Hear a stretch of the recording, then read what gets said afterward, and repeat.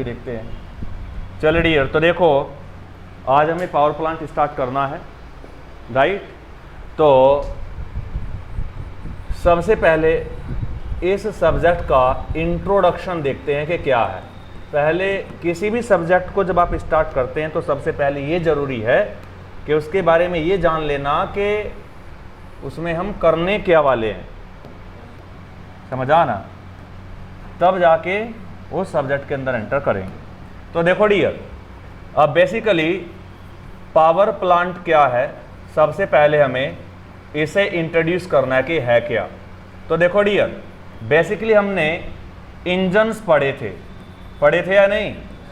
हमने बहुत सारे इंजन पढ़े हैं। अब जो इंजन जब आपने पढ़ा था तो आपने कहा था कि जो इंजन है वो दो प्रकार का होता है। इंजन दो प्रकार के थे मेनली, एक तो इंटरनल कंबशन इंजन और एक एक्सटर्नल कंबशन इंजन। अब जो एक तो था क्या, इंटरनल कंबशन इंजन्स, और जो दूसरी वैरायटी थी प्यारे बच्चों वो थी external combustion engines. External combustion engine, तो ये दो वैरायटी के इंजन थे डियर, समझा ना। और थर्मल में समझ, पहले सब्जेक्ट्स में ही मैं इस बात को इंट्रोड्यूस करके चला था, है या नहीं, कि जो इंजन है वह दो प्रकार के हैं, इंटरनल एंड एक्सटर्नल। चलिए अब देखो डियर, बेसिकली जो ये एक्सटर्नल कंबशन इंजन है, समझा ना, ये जो एक्सटर्नल कंबशन इंजन होता है, बस इस एक्सटर्नल कंबशन इंजन को ही सही मायने में पावर प्लांट कहा जाता है। एक्सटर्नल इंजन को ही पावर प्लांट कहा जाता है, राइट। इसका मतलब सर जी, यहां से इंट्रोडक्शन का मान लो पहला पॉइंट है। अब दूसरा पॉइंट, इसका मतलब सर जी हम समझ चुके हैं अब कि पावर प्लांट बेसिकली है क्या। तो सर जी है कुछ नहीं है, यह केवल और केवल एक एक्सटर्नल कंबशन इंजन है। एक्सटर्नल कंबशन इंजन है, बस दैट्स ऑल। यह एक एक्सटर्नल कंबशन इंजन है, क्लियर। अब सर जी चाहे एक्सटर्नल या कुछ भी हो, परंतु है तो इंजन ही ना, है तो इंजन। अगर इंजन है तो इसका मतलब गारंटी है ये हीट को ही कहीं ना कहीं कन्वर्ट करेगा वर्क में, और वर्क को ही बोल देते हैं आप मैकेनिकल एनर्जी। वर्क को ही बोला जाता है मैकेनिकल एनर्जी, राइट और रॉन्ग, यानी हीट को वर्क में कन्वर्ट करेगा। एक तो ये बात हमें पता चली। फिर हमने एक चीज और पढ़ी इंजन के बारे में, कि जितने भी दुनिया के इंजन्स हैं वो सभी लगातार काम करते हैं, और वह सभी के सभी ऑलवेज एक साइक्लिक डिवाइस है ना। तो जो ये इंजन है, ये भी तो इंजन है, चाहे इंटरनल या एक्सटर्नल, इंजन तो इंजन है। इंजन हमेशा एक साइक्लिक डिवाइस है। तो इसलिए जो ये इंजन है यह भी एक साइक्लिक डिवाइस है। इसका मतलब ये कह सकते हैं कि पावर प्लांट भी एक साइक्लिक डिवाइस है। अगर ये साइक्लिक डिवाइस है तो गारंटी है सर जी कोई ना कोई आइडियल साइकिल जरूर होगा इसके लिए, जिस आइडियल साइकिल के ऊपर पावर प्लांट को डिजाइन किया जाएगा और पावर प्लांट जिसके ऊपर ऑपरेट करेगा, समझ आना। तो कोई ना कोई आइडियल साइकिल जरूर होगा, राइट। चल अब प्यारे बच्चों, थर्मल इंजीनियरिंग में समझ आना, यहां पर पावर प्लांट के लिए दो आइडियल साइकिल मेनली बनाए गए। कितने? दो, जिनमें से एक था गैस टरबाइन, एक था ब्रेटन साइकिल, समझा ना, और दूसरा था रैनकाइन साइकिल, राइट। एक था ब्रेटन साइकिल और एक था रैनकाइन साइकिल। अब जब इस पावर प्लांट में जो आइडियल साइकिल है वो ब्रेटन साइकिल को चूज किया जाता है, तो इसी पावर प्लांट को गैस टरबाइन पावर प्लांट कहा जाता है। और जब इसी पावर प्लांट में जो आइडियल साइकिल है वो रैनकाइन को यूज किया जाता है, रैनकाइन को लिया जाता है, तो इसी पावर प्लांट को स्टीम टरबाइन पावर प्लांट कहा जाता है, राइट। चल अब देखो यहां पर कहानी क्या थी। तो इसका मतलब दो प्रकार के पावर प्लांट है आपके पास, एक तो गैस टरबाइन पावर प्लांट और एक स्टीम टरबाइन पावर प्लांट। तो कहानी समझो, गैस टरबाइन पावर प्लांट का मतलब है कि पावर प्लांट में ब्रेटन साइकिल यूज हुआ है, और ब्रेटन साइकिल हमने ऑलरेडी पढ़ लिया है। और ब्रेटन साइकिल में वर्किंग फ्लूइड क्या होता है? गैस होता है, यानी एयर होती है। इसलिए उसको एयर स्टैंडर्ड साइकिल भी कहा गया है। और उसमें हमने कंप्रेसर वर्क को मिनिमाइज कैसे करना वो भी देखा है। Multi stage compression with intercooling देख लिया हमने पहले ही, जो उसका सबसे बड़ा मॉडिफिकेशन होता है, बैक वर्क रेशो को मिनिमाइज कर देता है या नहीं? यस। परंतु मिनिमाइज करने के बाद भी अगर आप देखो, क्योंकि जो गैस टरबाइन पावर प्लांट है ब्रिटन साइकिल है, समझा ना, तो उसमें बैकवर्क रेशो 50% से ज़्यादा होता है। अगर आप घटा भी लेते हैं तो आप 20, 30, 25% पे आ जाते हैं। तो 25-30% भी बहुत बड़ा अमाउंट है, हम उससे सेटिस्फाई नहीं, समझा ना, हम तो बिल्कुल ख़त्म ही करना चाह रहे हैं, समझा ना। अब बैकवर्क रेशो अगर ऑलमोस्ट ख़त्म हो गया तो इसका मतलब वर्क रेशो बढ़ गया, यानी नेटवर्क बढ़ गया, यानी एफिशिएंसी बढ़ चुकी है। राइट और रॉन्ग? तो इसलिए बस यही कारण था कि ब्रेटन साइकिल या कहो या फिर गैस टरबाइन पावर प्लांट को एक ही बात, राइट, क्योंकि गैस टरबाइन पावर प्लांट के लिए जो आइडियल साइकिल है वही ब्रेटन साइकिल है या नहीं? तो इसलिए जो गैस टरबाइन पावर प्लांट या फिर ब्रेटन साइकिल है वो मार्केट में ज़्यादा फेम अटेन नहीं कर पाया, ज़्यादा प्रसिद्ध नहीं हो पाया, क्योंकि उसमें बहुत बड़ी कमी थी। राइट। और दूसरी बात ये है कि जब इससे 1000 गुना बेहतर साइकिल हमें मिल चुका था तो फिर उसके पीछे क्यों पड़े? या तो हमारे पास कोई दूसरा अल्टरनेटिव ना होता तो आज तक उस पर ही कहानी अटकी रहती। जब उससे 1000 गुना बेहतर आइडियल साइकिल हमें मिल चुका है पावर प्लांट के लिए, तो फिर हम ब्रेटन साइकिल के पीछे क्यों भागे? राइट।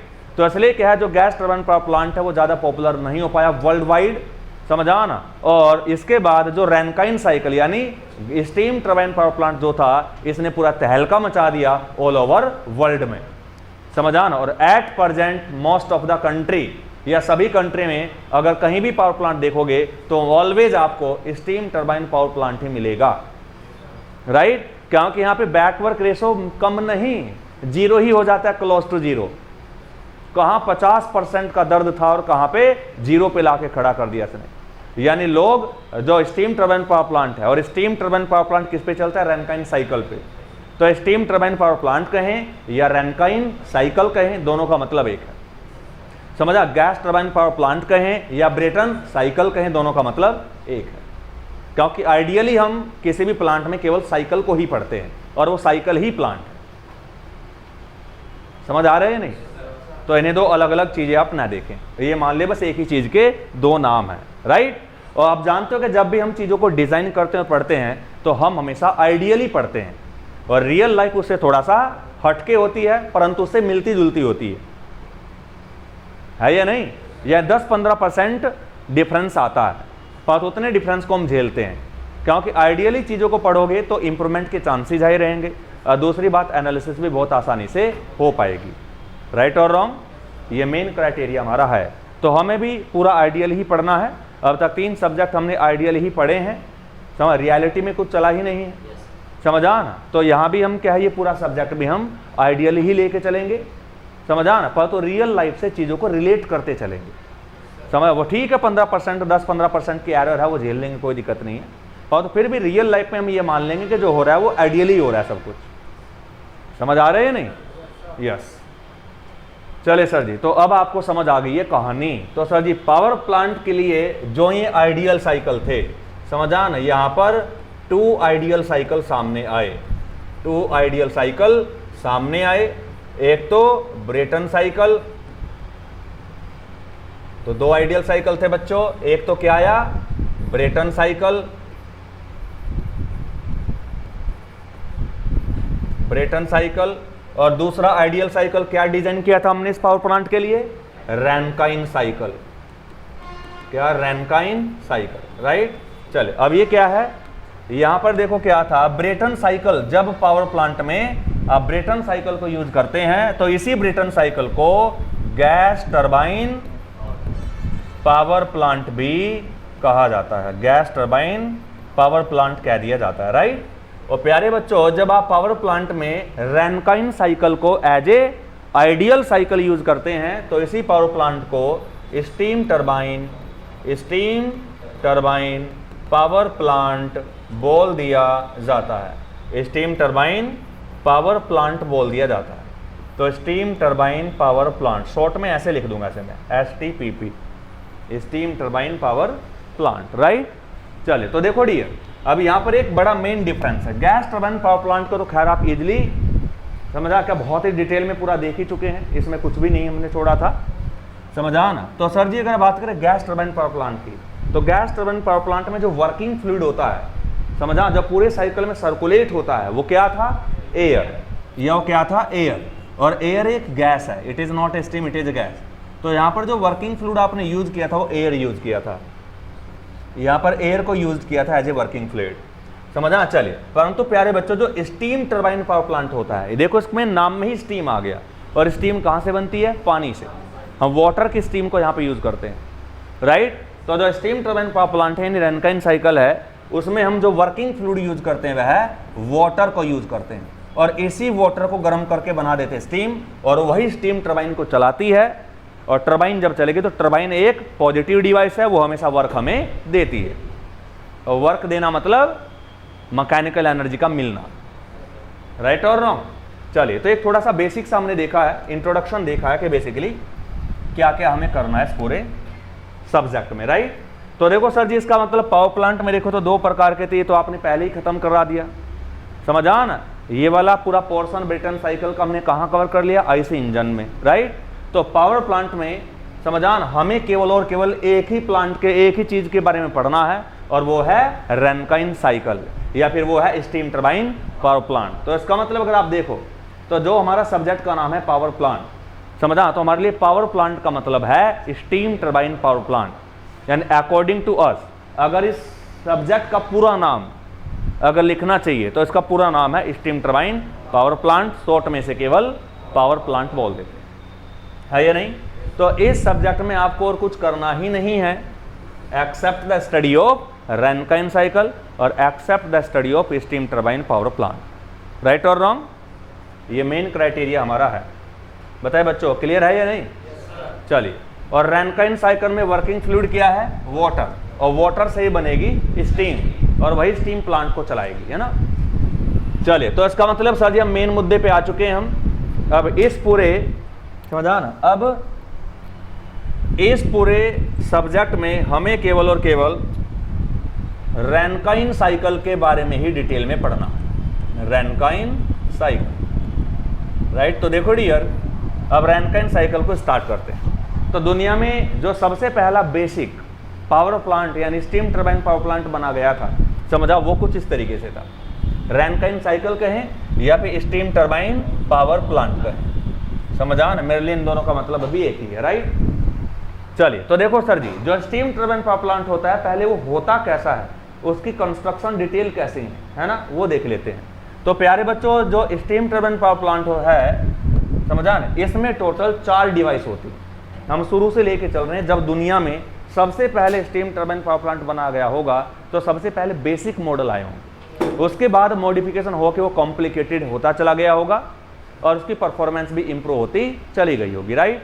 तो हम पूरा हिस्टोरिकल, समझा ना, क्रोनोलॉजिकल ऑर्डर में चल रहे हैं पूरा, कि कहाँ से कहानी स्टार्ट हुई थी, तभी जाके पढ़ने में मजा आएगा, राइट, और चीज़ें ध्यान भी रहेंगी। तो रैनकाइन साइकिल, तो सर जी दुनिया में सबसे पहला जो स्टीम टरबाइन पावर प्लांट बना था, उसमें 4 थर्मोडायनेमिक सिस्टम लिए गए थे, यानी 4 डिवाइस ली गई थी, समझा ना। उसमें एक हमने लिया था प्यारे बच्चों यहाँ पर बॉयलर, समझा ना, और इसके बाद यहाँ पर लगाई थी एक स्टीम टरबाइन, यहाँ पर एक क्या लगाई थी? स्टीम टरबाइन लगाई थी बच्चों, ये कोई स्टीम टरबाइन है, राइट। इसके बाद यहाँ पर हमने लगाया था एक कंडेंसर, क्या लगाया था? कंडेंसर, और यहाँ पर लगाया था एक पंप। तो टोटल 4 डिवाइस हमने यहाँ पे लगाई थी। ये है boiler, this is the boiler, समझा ना। ये है प्यारे बच्चों यहाँ पर स्टीम टरबाइन, यहाँ पर हमने लगाई थी स्टीम टरबाइन, और टरबाइन में हमेशा एक्सपेंशन होता है या कंप्रेशन होता है? एक्सपेंशन होता है ऑलवेज, समझा ना। और सर जी ये डिवाइस का नाम रखा था हमने कंडेंसर, यहाँ पर एक कंडेंसर लगाया था, और यहाँ पर लगाया था एक पंप। और पंप क्या काम करेगा? पंपिंग का काम करता है पंप, राइट। चलिए, तो देखो डियर, अब ये 4 डिवाइस लगाने के बाद इनको एक पाइप से हमने जोड़ दिया, पाइपलाइन की फिटिंग से, पाइपिंग सिस्टम से हमने इसे जोड़ दिया, इस तरीके से पाइप लगा दिए हैं। तो ये पाइप से हमने इन्हें कनेक्ट कर दिया इस तरीके से, राइट। तो देखो डियर होता क्या है, समझा ना, कहानी समझा ना, कुछ पंप के इनलेट से स्टार्ट होती है, समझा ना। तो कहानी कहाँ से स्टार्ट होती है इस पूरे की? पंप से। तो ये पंप का इनलेट है यहाँ पे, this is the inlet of the pump, right.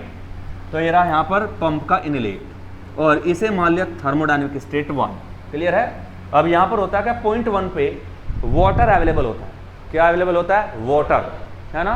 तो ये स्टेट 1 मान ली, यहाँ पे पानी अवेलेबल होता है। अब ये पंप करता क्या है, इस पानी को पंप कर देता है बॉयलर के अंदर।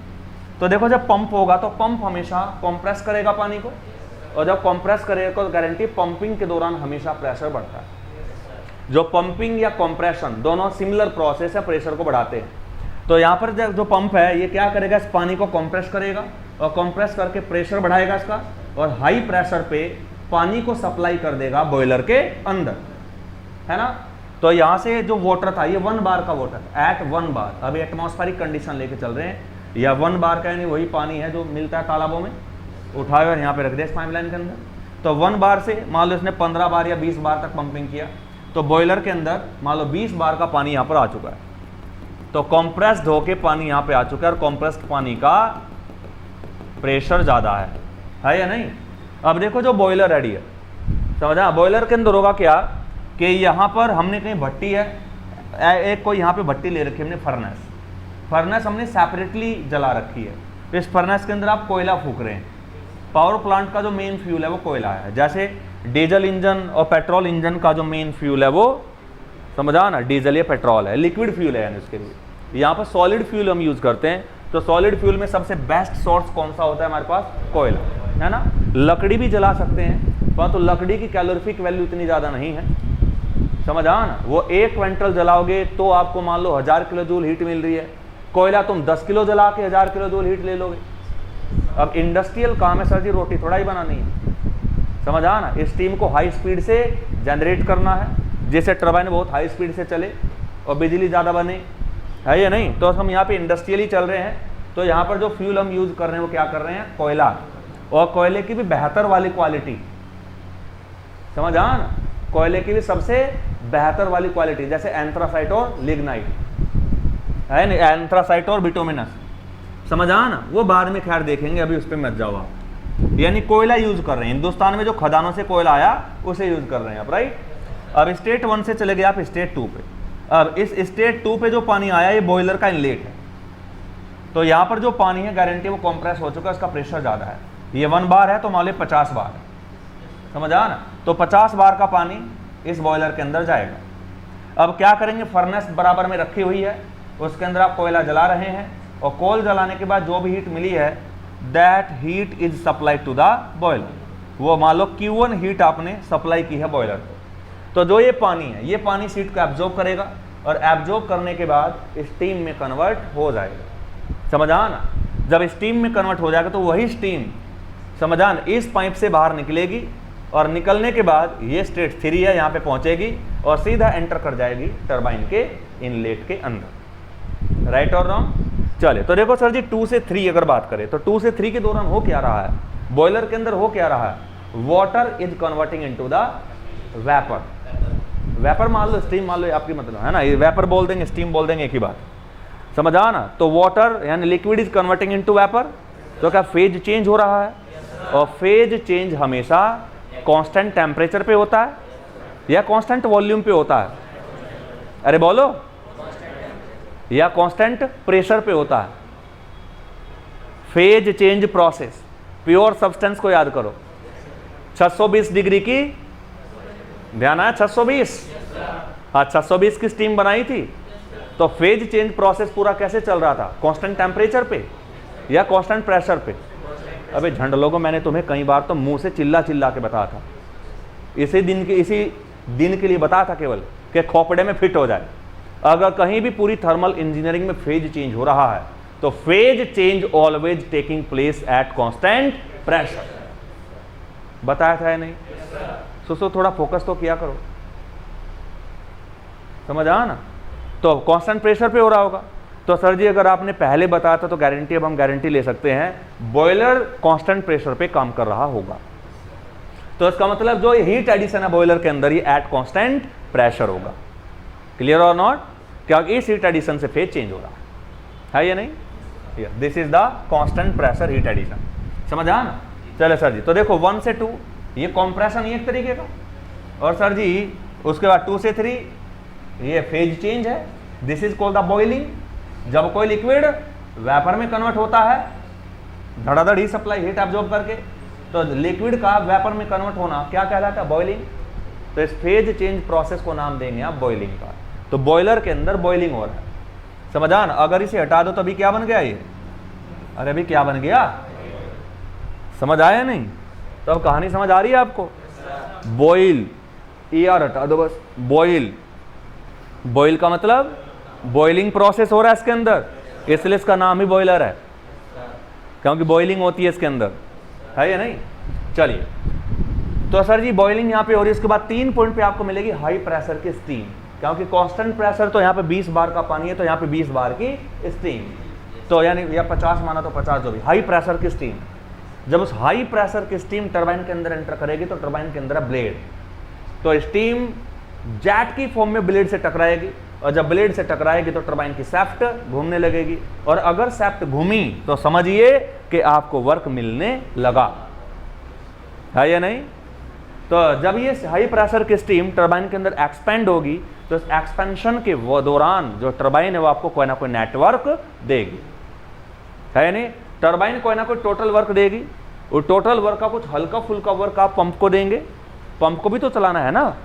तो टरबाइन में से जितना भी टोटल वर्क आपको मिला उसमें से मान लो 1 या 2% आपने पंप को दे दिया तो WP पंप वर्क, और जो बाकी बचा उसे बोलेंगे नेटवर्क। और उसके बाद नेटवर्क ही आपके लिए एक्चुअल वर्क है जिसे आप यूज कर सकते हैं, है या नहीं? तो 3 नाम मैंने लिए हैं, एक तो टरबाइन वर्क और एक नेटवर्क और एक पंप वर्क। तो टरबाइन वर्क तो टोटल है, इस टरबाइन में से कुछ परसेंट तो पंप को चला गया, कुछ जो बाकी बचा हुआ परसेंट है वो नेटवर्क कहला रहा है। बात समझ आ रही है नहीं? यस, तो ये है। परंतु हमें टरबाइन वर्क से कभी कुछ लेना देना होता नहीं, हमें ऑलवेज बात करनी होती है नेटवर्क की, राइट और रॉन्ग? चलिए, तो सर जी 3 से ये 3 है, तो मान लो ये थर्मोडायनेमिक स्टेट हो जाएगी 4, राइट और रॉन्ग? तो 3 से 4 क्या होगा? एक्सपेंशन होगा, एक्सपेंशन के दौरान प्रेशर घटता है। अरे बोलो, चलिए, तो यहाँ पे एक्सपेंशन होगा, और यहाँ एक्सपेंशन के बाद ये टरबाइन का इनलेट है और ये टरबाइन का एग्जॉस्ट है। एग्जॉस्ट कहें, एग्जिट कहें, आउटलेट कहें, सब एक ही बात, तो टरबाइन का एग्जॉस्ट है। अब यहाँ पे जो एग्जॉस्टेड स्टीम है वो स्टीम चली जाएगी कंडेंसर के अंदर, और कंडेंसर इस स्टीम को ठंडा करेगा, और जब ठंडा करेगा तो यानी हीट रिजेक्ट करेगा एटमॉस्फेयर को, तो कोई Q2 हीट मान लो रिजेक्ट करेगा स्टीम से, और रिजेक्ट अगर हीट रिजेक्ट होगी तो स्टीम ठंडा होगी, और ठंडा होने के बाद वो लिक्विड में कन्वर्ट हो जाएगी, और वही लिक्विड सीधा 1 बार पे आ जाएगा। तो कंडेंसर के अंदर भी वेपर कन्वर्ट हो रही है लिक्विड में, और जब कोई वेपर लिक्विड में कन्वर्ट होती है तो इस फेज चेंज प्रोसेस को कंडेंसेशन कहा जाता है, और कंडेंसेशन से ही बना है कंडेंसर। तो गारंटी है इस डिवाइस के अंदर भी तो फेज चेंज हो रहा है, अगर फेज चेंज कहीं भी होता है तो हमेशा आइसोबारिक होता है, तो इसका मतलब 4 से 1 प्रोसेस है, ये भी आइसोबारिक है। This is called the isobaric heat rejection, क्योंकि हीट रिजेक्ट होगी तो गारंटी है बॉइलिंग तो होने से गई, फिर कंडेंसेशन ही होगा हीट रिजेक्शन पे, तो है या नहीं?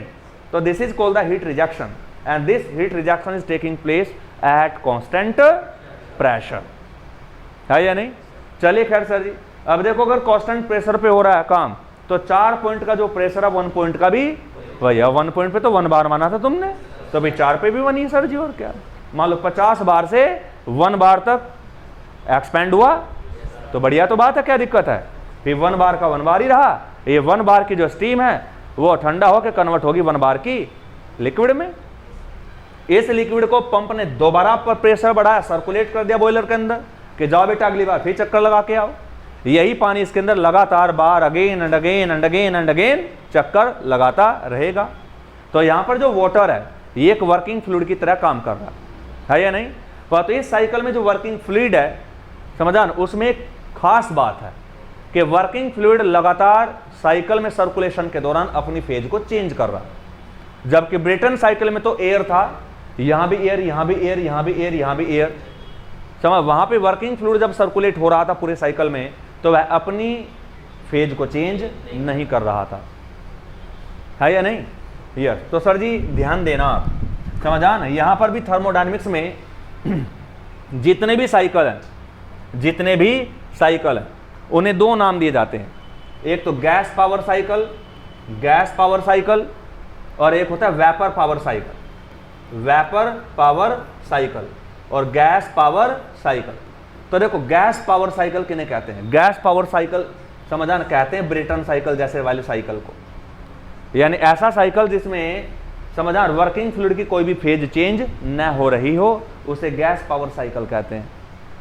और जिस साइकिल में चाहे वो क्लॉकवाइज हो या एंटी क्लॉकवाइज, यानी चाहे वो वर्क प्रोड्यूसिंग हो या वर्क एब्जॉर्बिंग, भाड़ में जाए, समझा, अगर किसी भी साइकिल में समझा वर्किंग फ्लूइड सर्कुलेशन के दौरान अपनी फेज चेंज कर रहा है तो उसे वेपर पावर साइकिल कहा जाता है।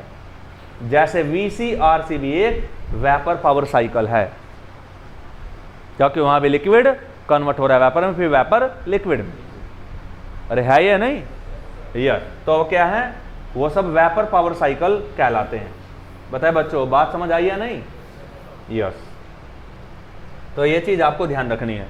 तो सर जी ये था रैनकाइन साइकिल, आई होप कहानी आपको समझ आई होगी। सर जी ठीक है, अब तक कहानी तो समझ आ गई, परंतु अब तक यहाँ पे अगर प्रोसेसेस की बात करें तो अब तक 4 थर्मोडायनेमिक प्रोसेस यहाँ पे हो रहे हैं।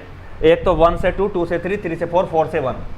तो रैनकाइन साइकिल में टोटल कितने प्रोसेस होते हैं? वही 4। देखो सर जी खैर ये तो हमारे भेजे से में बैठ गया, क्योंकि ज़्यादातर जितने भी साइकिल हैं सब में 4 ही प्रोसेस हैं, ज़्यादातर साइकिल में 4 ही मिलते हैं। अरे है या नहीं? यस। और सर जी ये तो लास्ट साइकिल होने वाला है, ये तो पूरी थर्मल इंजीनियरिंग का गधो लास्ट साइकिल है। इससे पहले सबके धज्जे उड़ा चुके हैं आप, हमने कोई भी नहीं छोड़ा है। ध्यान है कौन कौन से पढ़ लिए? या वह दिल को तसल्ली दे रखे कि वह कवर तो है ना, किताब में तो लिखे रखे हैं, दिमाग में भले ही ना हो। चलिए तो समझ आया। तो ये तो लास्ट साइकिल होने वाला है, इससे पहले तुम देख लेना, समझा ना, कौन से गैस पावर साइकिल, कौन से वेपर पावर साइकिल है, समझा ना। और इससे पहले केवल एक ही वेपर पावर साइकिल आया है, दैट इज VCRC है नहीं, या VARS, समझ आया नहीं? यस। उसके बाद जो बेल कोलेमैन साइकिल है वो भी एयर है, तो भी गैस पावर साइकिल है। चलिए तो 2, अब तीसरा आ गया सर जी यहाँ पे। तो रैनकाइन साइकिल एक वेपर पावर साइकिल है, क्योंकि यहाँ पे वर्किंग फ्लूइड सर्कुलेशन के दौरान अपनी कॉन्टिन्यूसली फेज को चेंज कर रहा है। राइट और रॉन्ग? तो ये पूरी कहानी है। तो देखो बच्चों, अब यहाँ पे 4 प्रोसेस तो हैं। अब 4 में से 2 प्रोसेस तो आपने देख लिया कि आइसोबारिक हैं, एक तो 2 से 3 भी आइसोबारिक है और 4 से 1, यानी कंडेंसर के अंदर भी आइसोबारिक, बॉयलर के अंदर भी। और बॉयलर के अंदर कौन सा प्रोसेस हो रहा है? 3 से 2 या 2 से 3? 2 से 3। तो ये भी आइसोबारिक, ये भी आइसोबारिक। तो इसके अंदर क्या हो रहा है? एक्सपेंशन। इसके अंदर क्या हो रहा है? Compression by the pump. अब सर जी एक्सपेंशन और कंप्रेशन अगर आइडियली देखें आप, तो एक्सपेंशन और कंप्रेशन को आइडियली हम आइसेंट्रोपिक मानते हैं। तो ऐसे रैनकाइन भी थर्मल के खिलाफ नहीं गया, उसने भी जोंका तो कि भाई बहुत पीछे बहुत लोग हैं, वो सभी लोग एक्सपेंशन और कंप्रेशन को ज़्यादातर आइसेंट्रोपिक ही मानते आए हैं आइडियली, तो मैं भी इन्हें आइसेंट्रोपिक ही मानूंगा, मैं कोई दूसरा काम करता ही नहीं। तो असली टरबाइन के अंदर जो एक्सपेंशन प्रोसेस है, ये भी रैनकाइन साहब ने आइडियली क्या माना? रिवर्सिबल एडियाबैटिक यानी आइसेंट्रोपिक। और जो पंप के अंदर 1 से 2 पंपिंग प्रोसेस है, इसे भी क्या माना? रिवर्सिबल एडियाबैटिक यानी आइसेंट्रोपिक। अरे बोलो यस। और उन्होंने ये माना रैनकाइन साहब ने कि इन सभी की सभी पूरे साइकिल में फ्रिक्शन बिल्कुल 0 है। फ्रिक्शन क्या है? 0 है। प्रोसेस रिवर्सिबल है सभी के सभी, समझान। और उनके क्या क्या नाम है मैंने आपको बता ही दिया। राइट। चलिए अब थोड़ा सिस्टमेटिकली चल लेते हैं। तो सबसे पहले तो देखो श्रीमान जी तो लगा ही देना है, आइडियल है ना, और जो चीज आइडियल होता है अपने आइडियल के नाम नहीं लेते कभी अपने आइडियल का, क्या लेते हो? समझा ना। तो इसलिए क्या करेंगे? श्रीमान जी लगा देंगे, है नाम तो लेते हो पर तो श्रीमान जी के साथ में लेते हो। तो सर जी श्रीमान जी का मतलब यहाँ पे हर प्रोसेस के सामने बोल दो 1 से 2 क्या? Isobaric compress. नाम सीधा नहीं लिया करते, बड़ा आइडियल है, श्रीमान जी लगा दो, नहीं रिवर्सिबल लगा दो। हाँ वैसे बदतमीज तो हो ही जाते लिखते लिखते, फिर आप आगे चल के जब लिखेंगे तो सीधा क्या बोलेंगे? Isobaric compression. है या नहीं? रिवर्सिबल को खा भी जाते हैं कभी कभी आप, पर तो कम से कम दिमाग में तो रहता नहीं आइडियल है। हाँ, तो 1 से 2, तो 1 से 2 क्या है? रिवर्सिबल एडियाबैटिक कंप्रेशन, है ना। 2 से 3 क्या होगा? Reversible isobaric heat addition. 3 से 4 क्या होगा? रिवर्सिबल एडियाबैटिक एक्सपेंशन, है ना। और 4 से 1 क्या होगा? Reversible isobaric heat rejection. Cycle completed, right.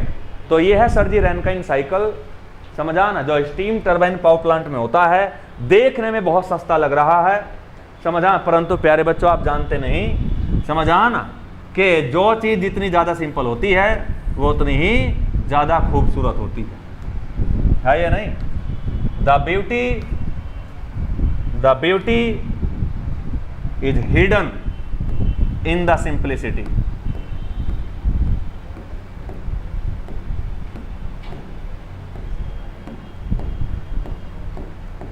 समझ आ रहा है बेटा?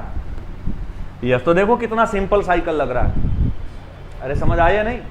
और इतना सिंपल होने के बावजूद भी छा गया पूरी दुनिया पे, हिंदुस्तान पे नहीं, दुनिया पे राज कर रहा है, समझा ना। और दिल पे वो भी, समझा, ऐसा नहीं कि वैसे ही राज कर रहा गद्दी पे, ना, लोगों के दिल पे राज कर रहा है, समझ आना।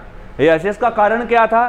क्योंकि बैक वर्क रेशो खत्म ही हो गया, बस, है नहीं? क्या हुआ पूरा डिटेल में हम देख के चलेंगे, सब कुछ आपको यहाँ पे पिक्चर की फॉर्म में नजर आने वाला है या नहीं? जितने भी अल्फाज हम लिखेंगे सब। चलिए, तो देखने में बड़ा ही सिंपल है, समझ आया ना, पर तो सर जी अदा बहुत ही कातिलाना है या नहीं?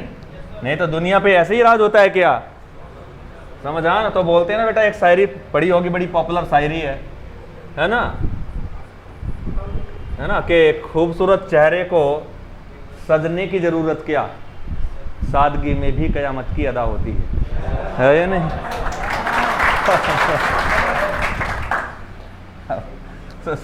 है या नहीं? तो ये देखो बेटा, सादगी, कुछ भी उल्टा पुल्टा नहीं है, सिंपल सा प्रोसेस हो रहा है या नहीं? पर तो छा रखा है पूरी दुनिया पे। और ब्रेटन साइकिल, इतना तगड़ा कंप्रेसर है वहां पे, 2 हीट एक्सचेंजर हैं, है ना, टरबाइन है, एयर है, आइडियल गैस, उसके बारे में भी कोई राज नहीं कर सका, है या नहीं? चलिए, तो सर जी यहां से पहले इनका नामकरण करके चलते हैं, कौन कौन से हैं।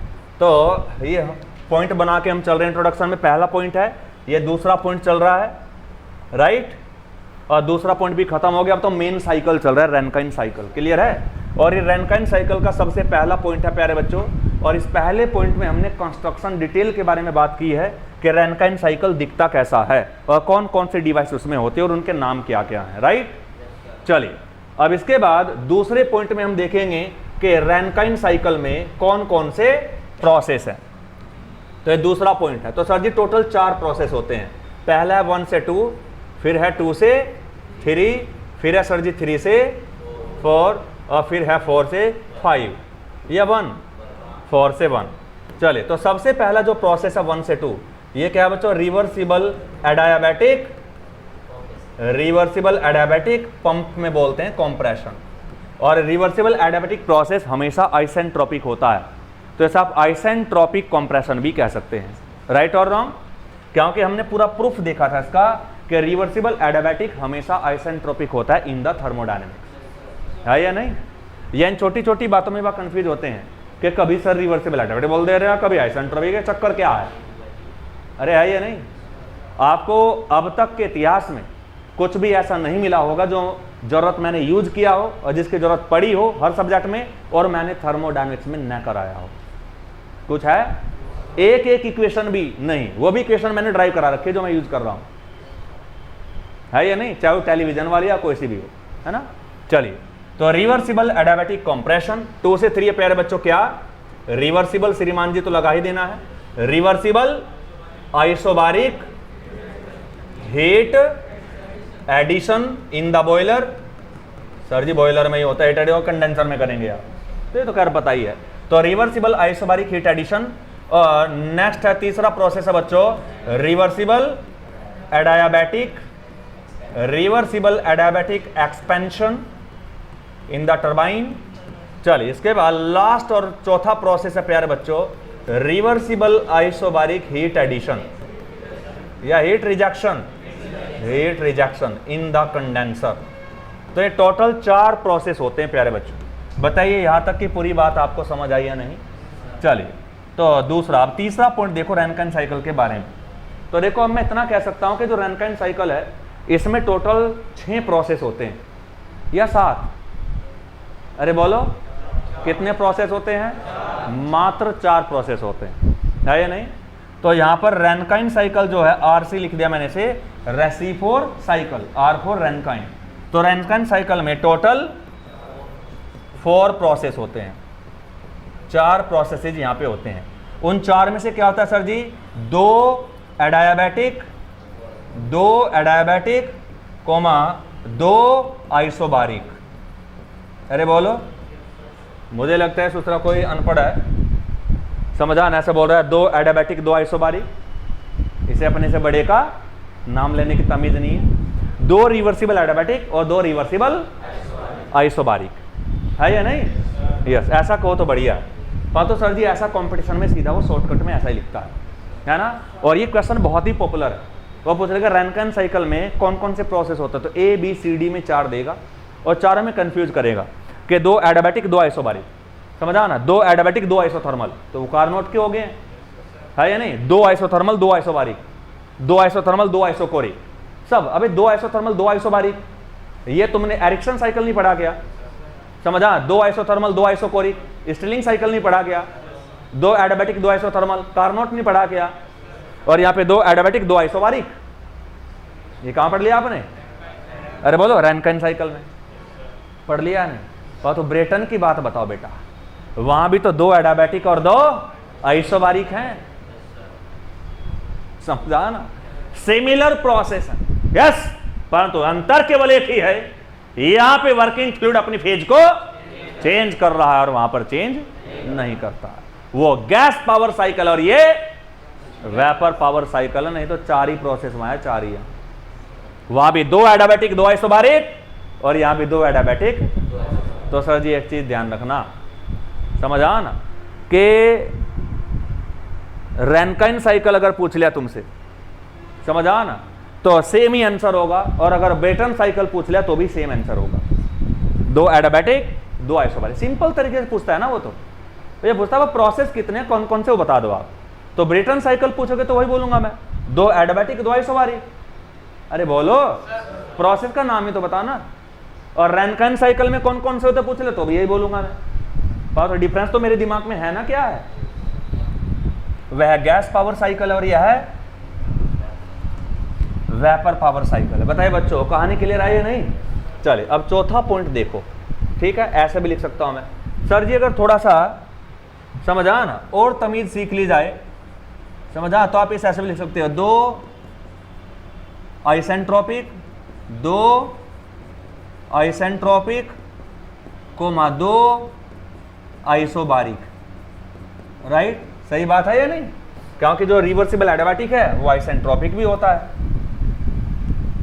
चले बच्चों, तीसरा पॉइंट क्लियर है? चलिए चौथा पॉइंट देखो आप रैनकाइन साइकिल के बारे में। तो देखो सर जी, बेसिकली जो रैनकाइन साइकिल है, समझा ना, इसमें एक खास बात क्या है वो देखो। रैनकाइन साइकिल में हम बैक वर्क रेशो की बात करते हैं, बैक वर्क रेशो, समझा, बैक वर्क रेशो की बात करते हैं, BWR, है या नहीं? अब बैक वर्क रेशो है क्या है, जानते भी हो आप या भूल गए? मैंने बड़ा ही प्रैक्टिकली बताया था आपको। तो देखो सर जी, मान लो यहाँ पर ये कोई बॉयलर है और यहाँ पर ये कोई स्टीम टरबाइन है, और यहाँ पर ये कोई कंडेंसर है, और यहाँ पर ये कोई पंप है ना? तो B for boiler, T for turbine, हाँ वही steam turbine, C for condenser, है ना? P फॉर पंप, है या नहीं? आगे चल के भगवान करे आपकी नौकरी लग जाए, और लगेगी, मेहनत में डटे रहो, और जब नौकरी लग जाएगी ना उसके बाद शादी तो फिर हो ही जाएगी, कोई टेंशन नहीं है। शादी होगी तो फिर बच्चे भी हो ही जाएंगे, है ना? फिर वो कहीं ना कहीं, समझा ना, फिर वो कहीं ना कहीं स्कूल भी जाएंगे। जब स्कूल जाएंगे तो उन्हें आप ABCD सिखाना, और स्कूल जाने से पहले ही सिखा देना बे। ये चीज़ें, बेसिक चीज़ें अब बच्चा घर में सीख जाता है। पढ़ी लिखी फैमिली में जो बच्चे होते हैं ना, वो स्कूल जाने से पहले बहुत सीख जाते हैं, क्योंकि उन्हें माहौल वो मिलता है, राइट। तो जब भी उन्हें ABCD सिखाओगे तो हमेशा ऐसे सिखानी है। A for alternator, B for boiler, C for condenser, D for deaerator, है ना, E फॉर इवेपोरेटर, है, F for feed water heater, है या नहीं, और G for generator, H for heater, है ना, I फॉर इंडिकेटर, है या नहीं, समझ आया ना। बस ऐसे उन्हें सिखाना, समझ आया ना। और जैसे ही वो स्कूल में जाएगा, और जानते हो प्राइमरी में ज़्यादातर मैडम रहती हैं पढ़ाने वाली, है या नहीं। मैडम बोलते हैं ABCD आते कि हाँ आती है, पीछे से ही हाथ उठाएगा वो बच्चा, है ना, अपने अंदाज में सुनाना शुरू करेगा। अब मैडम इंजीनियर थोड़ा ही है, वो चकरा जाएगी, दूसरा बोल क्या रहा है नहीं। और देखते ही समझ जाए कि बेटा बाप इंजीनियर है क्या,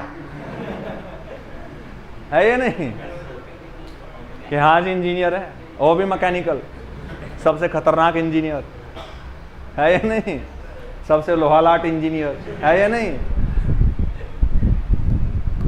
क्लियर। चलिए सर जी, तो ये यहाँ से स्टार्टिंग करते हैं हम साइकिल की, हमेशा कंप्रेशन से। इसमें सीक्वेंस थोड़ा ध्यान रखना, ये स्टेट 1 है और ये स्टेट 2 है। इसे स्टेट हम 3 मानते हैं बच्चों, इसे 4 मानते हैं। चलिए अब देखो यहाँ पर मेन काम क्या है। ब्रेटन साइकिल में भी 4 प्रोसेस ऐसे ही हो रहे थे, है या नहीं। बस बॉयलर और कंडेंसर को वहाँ पे हीट एक्सचेंजर बोल दिया गया था, बाकी बर्तन यही थे। ये पंप की जगह कंप्रेसर बोल दिया गया था, राइट। तो देखो सर जी कहानी क्या थी यहाँ। तो अगर देखोगे प्यारे बच्चों, तो 3 से 4 स्टीम है ना, तो स्टीम टरबाइन के अंदर एक्सपैंड हुई है, स्टीम टरबाइन यानी वेपर एक्सपैंड हुई है। तो 4 से 1 के दौरान क्या है, कंडेंस होगी। तो 4 पे तो वेपर है, परंतु जो वेपर 4 पॉइंट पे अवेलेबल है वो 1 पॉइंट पे लिक्विड में कन्वर्ट होकर आ जाएगी, और इस लिक्विड को पंप करना पड़ेगा, इस लिक्विड को कंप्रेस करना पड़ेगा बॉयलर के अंदर। अगर ये जो वेपर है ये कंडेंस ना होती और ये वेपर फेज में ही सीधा अगर इसे हटा देते, अरे समझ आया ना। क्यों? क्योंकि यहां से देखो, अब एक बहुत ही बेहतरीन क्वेश्चन बन सकता है यहां से, समझा क्वेश्चन क्या बनता है। और इंटरव्यूज में बैठ के ऐसा ये क्वेश्चन बहुत पूछता है वो, द स्मार्टेस्ट क्वेश्चन। और जो झंड का पढ़ने का तरीका होता है ना, वो सीधा अपना साइकिल उठाया पढ़ लिया, समझा ना, वो यहां झूलते हैं। तो सर जी यहां पर क्वेश्चन क्या पूछ लेता है वो कि ये बता बेटा, यहां वेपर है कि हाँ जी है, कंडेंस होकर लिक्विड बना दिया कि हाँ जी बना दिया, समझा ना। फिर लिक्विड को यहां कर दिया, फिर लिक्विड क्या बना दिया, वेपर। अब एक कहते जब इस लिक्विड को तुझे वेपर बनाना था तो यहां पे तो वेपर ही है, इस वेपर को सीधा ही कंप्रेस कर दो ना। अरे बोलो भाई, पहले वेपर को लिक्विड, फिर लिक्विड का फिर वेपर बना रहे हो, अरे समझ आ रहे हैं नहीं। तो जब ये वेपर है तो सीधा ही पाइपलाइन जोड़ दो, इस बर्तन का खर्चा बच जाएगा, है या नहीं। तो सीधा वेपर को ही कंप्रेस करा दो ना बॉयलर के अंदर। क्यों बॉयलर को इतना दर्द दे रखा है कि पहले टरबाइन के आउटलेट पे जो वेपर है ठंडा करके लिक्विड, फिर लिक्विड से पंपिंग, फिर वेपर में कन्वर्ट करना। जब तुम्हें बनानी फाइनली वेपर है तो जो वेपर मिले उसे वेपर को भेज दो सीधा। बॉयलर को बोल दो कि बस और कुछ नहीं करना तुझे, इसे गर्म करके बस इसका टेम्परेचर बढ़ा तू, अब तुझे फेज चेंज करने की जरूरत नहीं है, लैटेंट हीट सप्लाई करने की जरूरत, काम खत्म तेरा। अब जो वेपर गई है केवल और केवल तुझे से सुपर हीट करना, वो भी 600। चलो शुक्र है, ध्यान है आपके, है या नहीं। अभी 620 से 400 BC का खेल खेलेंगे हम, है या नहीं। अभी बताएंगे इसका इंपॉर्टेंस क्या है यहाँ पे। अरे समझ आया या नहीं। यस, तो सर जी ये क्वेश्चन वहां से बनता है और वाकई बहुत जानदार क्वेश्चन है। समझ आ ना। अब देखो, अब इसका आंसर क्या होता है। मान लो आपने डायरेक्ट जोड़ दिया, तो अब पंप को क्या कंप्रेस करना पड़ेगा, वेपर। अब मान लो यहाँ पे 1 क्विंटल मास है, कितना मास है यहाँ पे वेपर का, 1 क्विंटल मास है। तो 1 क्विंटल वेपर इसे 1 क्विंटल वेपर इसे कंप्रेस करनी पड़ेगी। परंतु अगर कंडेंसर लगा दिया तो पहले इस वेपर को लिक्विड में कन्वर्ट कर लेगा, और अगर 1 क्विंटल यहां पे वेपर थी तो जब वही 1 क्विंटल वेपर का वॉल्यूम कितना होगा, कई हजार लीटर, और वही 1 क्विंटल वेपर जब लिक्विड फॉर्म में आ जाएगी तो हजारों गुना वॉल्यूम कम होगा। समझ आ ना? तो बिल्कुल चींटी के बराबर हो जाएगा वॉल्यूम, और उस कम वॉल्यूम को कंप्रेस करने के लिए वर्क भी बहुत कम देना पड़ेगा। और work is a high grade energy. Heat 1 kilo joule 2 रुपए की मिल जाएगी और वर्क 1 किलो जूल 70 रुपए का मिलेगा। Heat is a low grade energy. अरे बोलो, सस्ती भी है, इजीली मिल जाती है, बहुत सारे रिसोर्स हैं, परंतु वर्क आपको बिना डिवाइस के नहीं मिल सकता। चुनिंदा डिवाइस है, या तो इंजन या मोटर, जो आपको वर्क दे सकते हैं। यह भी तो एक इंजन ही है, टरबाइन। ये एक्सटर्नल कंबशन इंजन है। टरबाइन को तो यहां पे एक्सटर्नल कंबशन इंजन कहा गया। अरे बोलो, यही वर्क दे रही है। बताए बच्चों, कहानी क्लियर है या नहीं? अब आपको खोपड़े में आया होगा कि बैक वर्क रेशो क्यों ज्यादा होता है, वर्क की डिमांड क्यों ज्यादा होती है ब्रेटन साइकिल में। क्योंकि वहां पे एयर होती है और हवा है, तो हवा जो आएगी वो कभी कंडेंस नहीं होती, इसलिए ब्रेटन साइकिल में वर्क बहुत ज्यादा देना पड़ता है या नहीं? और यहां पर क्या है, जो वेपर है वो इजीली कंडेंस हो सकती है, इसलिए यहां पे जो वेपर है पहले उसे इजीली हो जाएगी, थोड़ी सी हीट निकालेंगे तुरंत होने लगेगी कंडेंस। तो Q2 हीट निकाली, कंडेंस होने लगी। समझा? कंडेंस होकर लिक्विड बनी। इस लिक्विड को पंप करने का खर्चा बहुत ही नाम मात्र, वेपर के सामने तो नाम मात्र। यानी अगर 1 लीटर मान लो यहां पर केवल 1 किलो है, 1 लीटर में मान लो 1 किलो है, तो यहां पर अगर 1 kg, मैंने बताया था ना कि 1 kg अगर पानी हो तो 1 बार पे 1 लीटर पानी को अगर वेपर में कन्वर्ट करना हो एट एटमॉस्फेरिक कंडीशन तो 1760 लीटर वेपर बनती है। तो अगर 1 लीटर भी हुआ तो यहाँ पे 1 स्ट्रोक लेना पड़ेगा। अगर यही 1 लीटर जो यहाँ कंप्रेस किया है 1 स्ट्रोक में, अगर ये वेपर फेज में होता तो 1760 स्ट्रोक परफॉर्म करने पड़ते कंप्रेस करने के लिए। तो अगर 1 स्ट्रोक में 1 किलो जूल की डिमांड कर रहा है तो 1760 किलो जूल वर्क देना पड़ता, और अब केवल 1 किलो जूल देना पड़ रहा है, तो 1760 के सामने 1 किलो जूल का आप नेग्लेक्ट भी कर सकते हैं।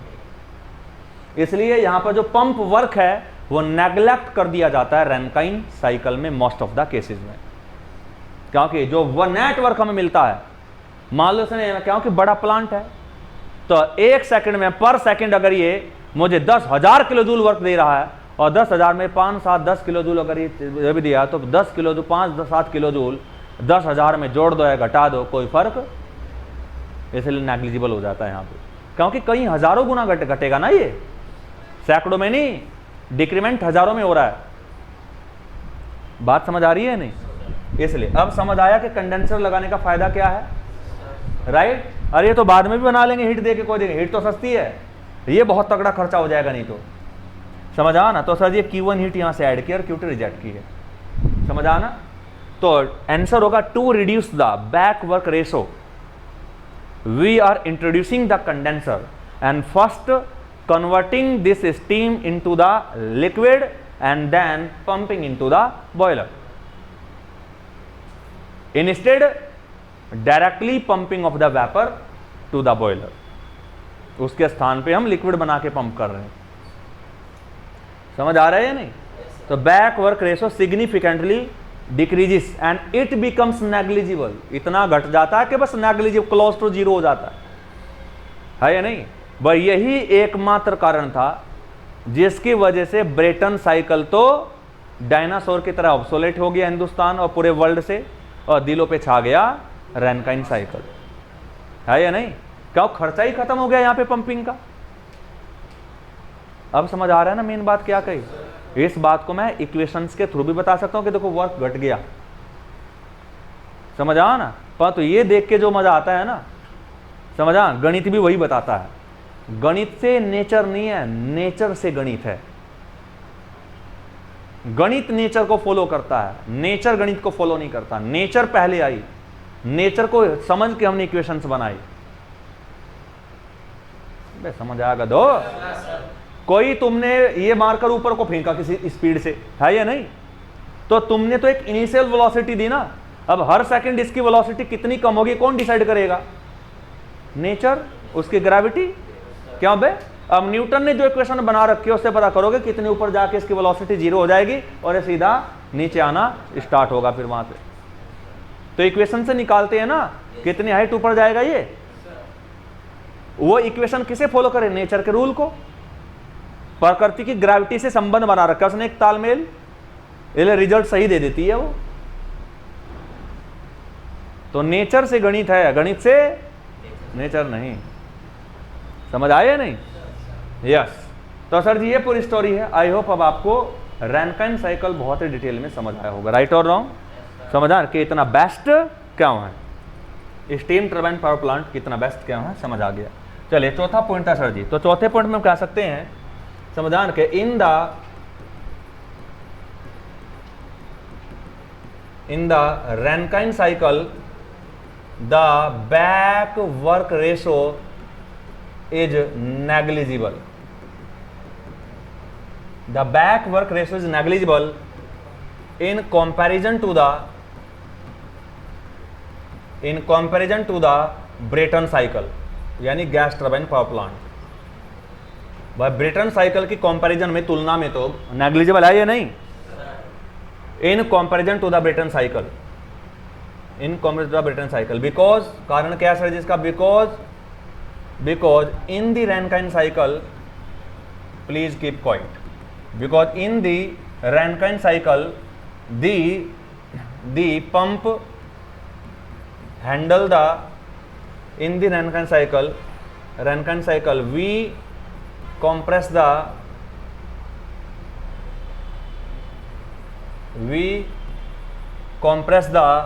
liquid phase of the working fluid, liquid phase of the working fluid, liquid phase of working fluid, and in the Brayton cycle या steam turbine power plant, in the Brayton cycle we compress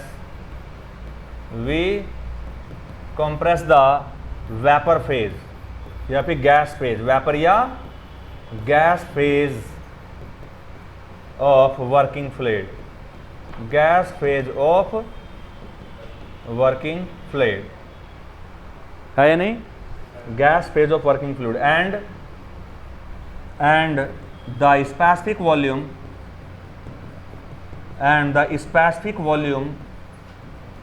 of liquid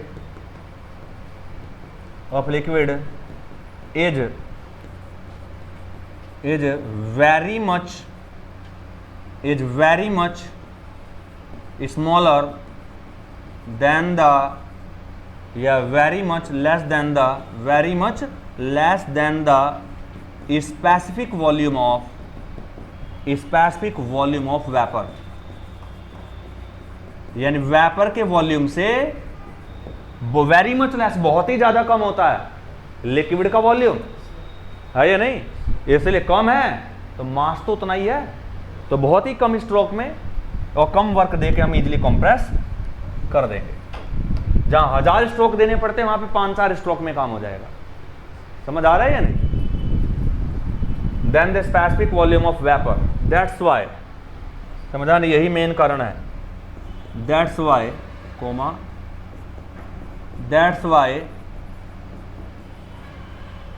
the back work ratio, that's why the compression work, that's why the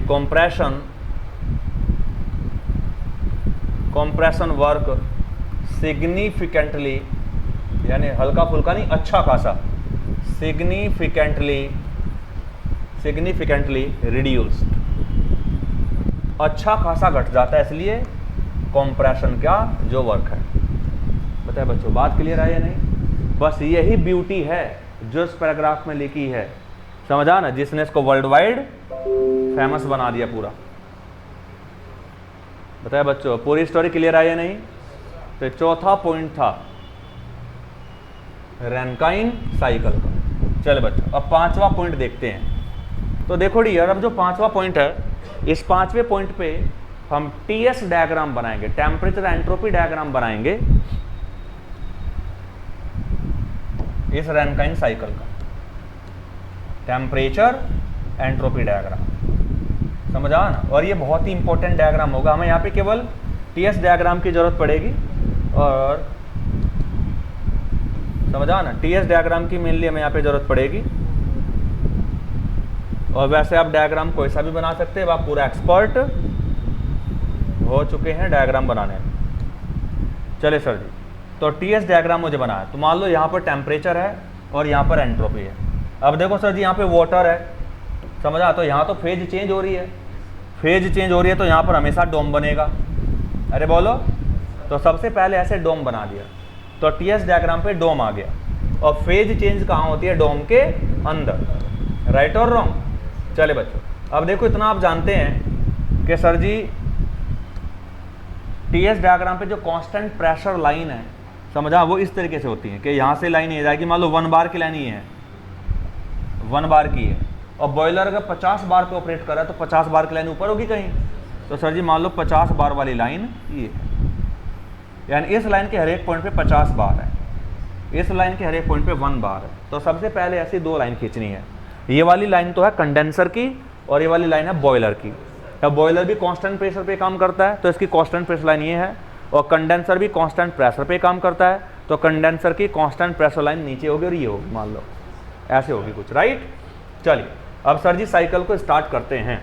तो देखो प्यारे बच्चों, जब आप इस cycle को TS diagram पे प्लॉट करते हैं, तो टीएस डायग्राम पे प्लॉटिंग के दौरान, समझा, यहाँ पर कुछ एजम्पशन माने जाते हैं, यहाँ पर कुछ एजम्पशंस लिए जाते हैं, राइट और रॉन्ग। और एजम्पशन क्या लिया जाता है सर जी? यहाँ पे एजम्पशन यानी यहाँ पर कुछ एज्यूम कर लिया जाता है। और एज्यूम क्या किया जाता है सर जी? यहाँ पर ये एज्यूम किया जाता है कि पंप के इनलेट पे जो वाटर है वो ऑलवेज सैचुरेटेड होगा, समझा ना। यानी हम यहाँ पे ये एज्यूम करके चलते हैं प्यारे बच्चों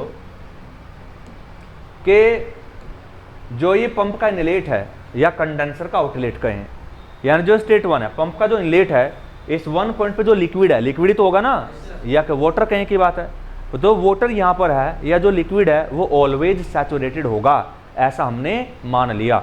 पूरे पावर प्लांट में हम ऐसा ही मान के चलेंगे। तो एज्यूम क्या किया हमने यहाँ पे कि at the inlet of pump, at the inlet of pump there is saturated liquid, there is saturated liquid, ऐसा हमने मान लिया, समझा ना। तो बस ये एजम्पशन हमने लिया कि वहां पर सैचुरेटेड लिक्विड है, समझा ना। अगर ऐसी बात है तो देखो सर जी बात, तो इसका मतलब सर जी बताओ 1, समझा ना, 0.1 पे क्या 1 बार प्रेशर है? अगर 1 बार प्रेशर है तो गारंटी जो 0.1 है वो इसी लाइन पे कहीं आएगा, है या नहीं?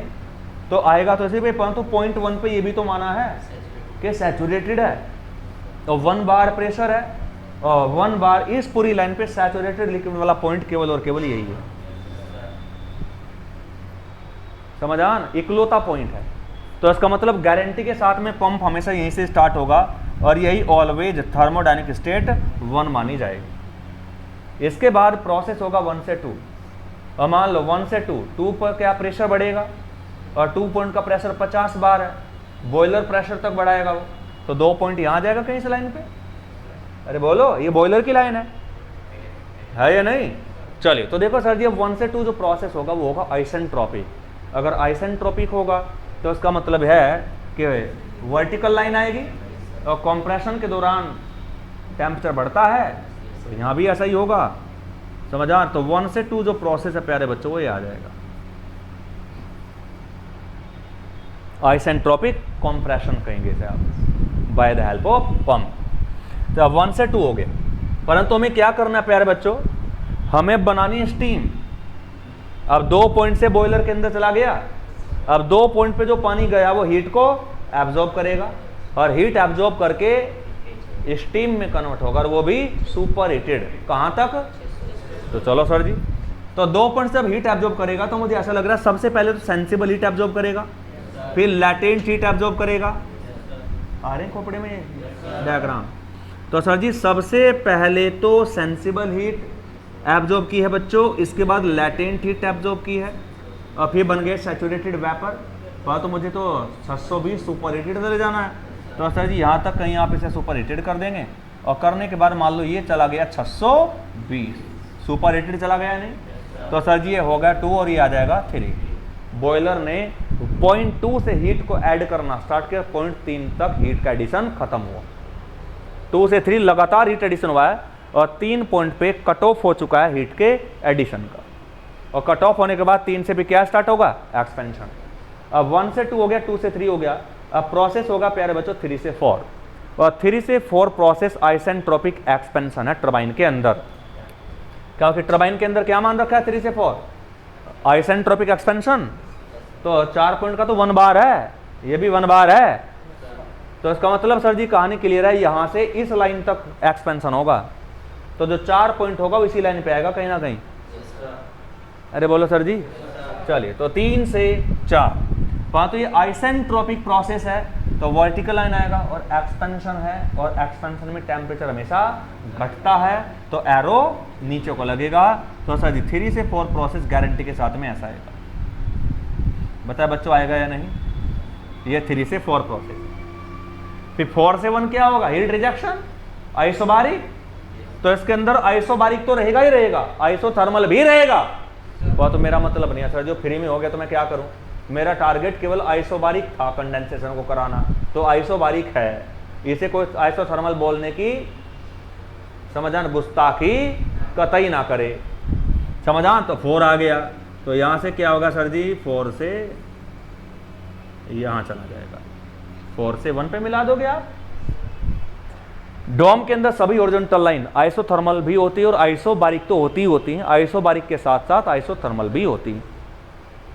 तो 4 से 1 को तो मैं आइसोथर्मल हीट रिजेक्शन भी कह सकता हूं, कह सकता हूं या नहीं, बिल्कुल कह सकता हूं। देखो परंतु बात है कि लिखतम में कभी आइसोथर्मल नहीं लिखा जाएगा। क्यों नहीं लिखा जाएगा का कारण, अबे झड़ लोगे तो आइडियली मान रखा है, अबे अगर थोड़ा सा और हीट निकल गई तो यहां नहीं भाग जाओगे, टेम्परेचर चेंज नहीं हुआ, तो आइसोबारिक तो अब भी रहा,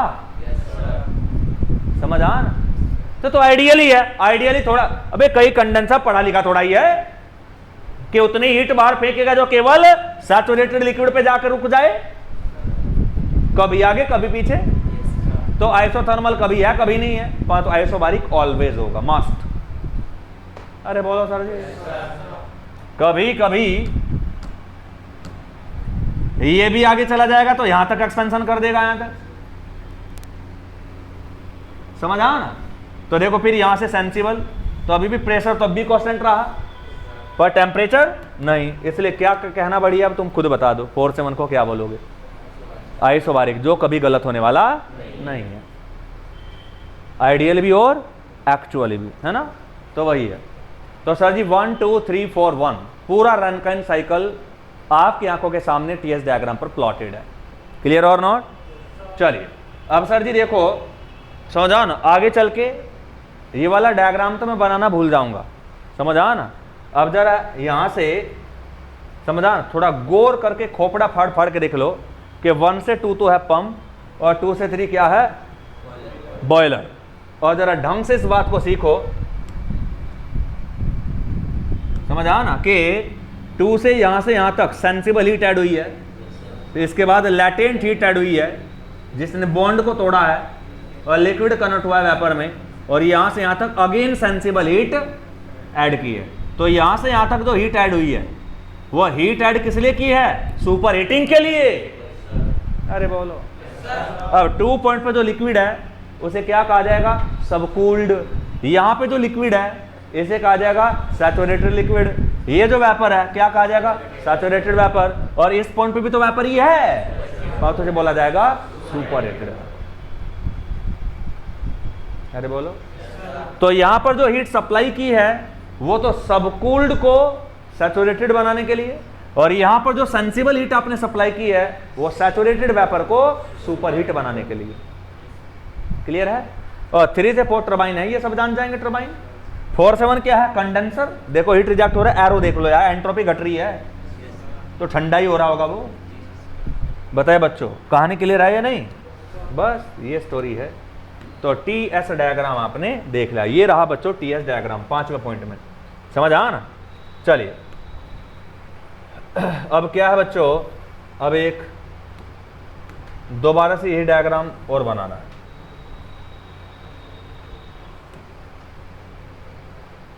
चलिए तो देखो सर जी, यहां पर ये डोम बना लिया आपने।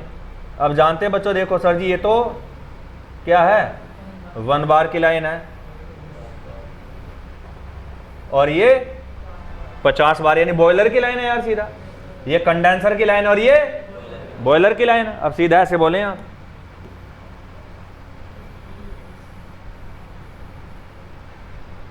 चलिए ऐसे खींच लेना बनाने का तरीका जो होता है। अब इसके बाद देखो सर जी क्या करेंगे, आप जानते हैं कि ये है सैचुरेटेड लिक्विड और ये होते स्टेट 1, सीधा ऐसा कर लेना। ये हो गया 1 से 2 पंप, फिर ये क्या है? यहां से यहां तक, दिस इज द बॉयलर। अरे बोलो, अब इसके बाद फिर ये क्या है? क्या है? टरबाइन। समझ आया ना? और फिर ये यहां से यहां तक क्या है? कंडेंसर। बताए बच्चों, समझ आ गया नहीं? तुरंत ड्रॉ कर लेंगे बिल्कुल। तरीका क्या है मैंने आपको बता दिया, राइट? ये स्टेट 1 मानी जाती है, 2 और ये 3 और ये 4 और देन 1, साइकिल कंप्लीट। और देखो टीएस डायग्राम पे क्लॉकवाइज आया है नहीं, पीवी बनाओ वहां भी क्लॉकवाइज आएगा, क्योंकि वर्क प्रोड्यूसिंग साइकिल है। जितने भी वर्क प्रोड्यूसिंग साइकिल है वो सब पीवी और टीएस दोनों पे ऑलवेज क्लॉकवाइज होते हैं, राइट? अरे बोलो। चलो बच्चों, अब जरा एक बात आप मुझे बताएंगे यहां से, थर्मोडायनेमिक्स में वो चीजें आपने सीखी भी हैं कि 4 से 1 के दौरान क्या हो रहा है? 4 से 1 के दौरान हो रहा है हीट एडिशन या रिजेक्शन। कितना? Q2। तो अगर 4 से 1 के दौरान हीट एडिशन कितना वाई निकालना चाहते हो तो तरीका क्या है? 4 से 1 प्रोसेस के अंडर का एरिया। अरे बोलो, टीएस डायग्राम पे प्रोसेस के अंडर का एरिया हीट ट्रांसफर के बराबर होता है। तो 4 से 1 के दौरान कितनी हीट रिजेक्ट हुई है? क्या ये ग्रीन वाला एरिया बता देगा? जितना ये एरिया है बस ये एरिया निकाल लो, इसी एरिया के बराबर है Q2।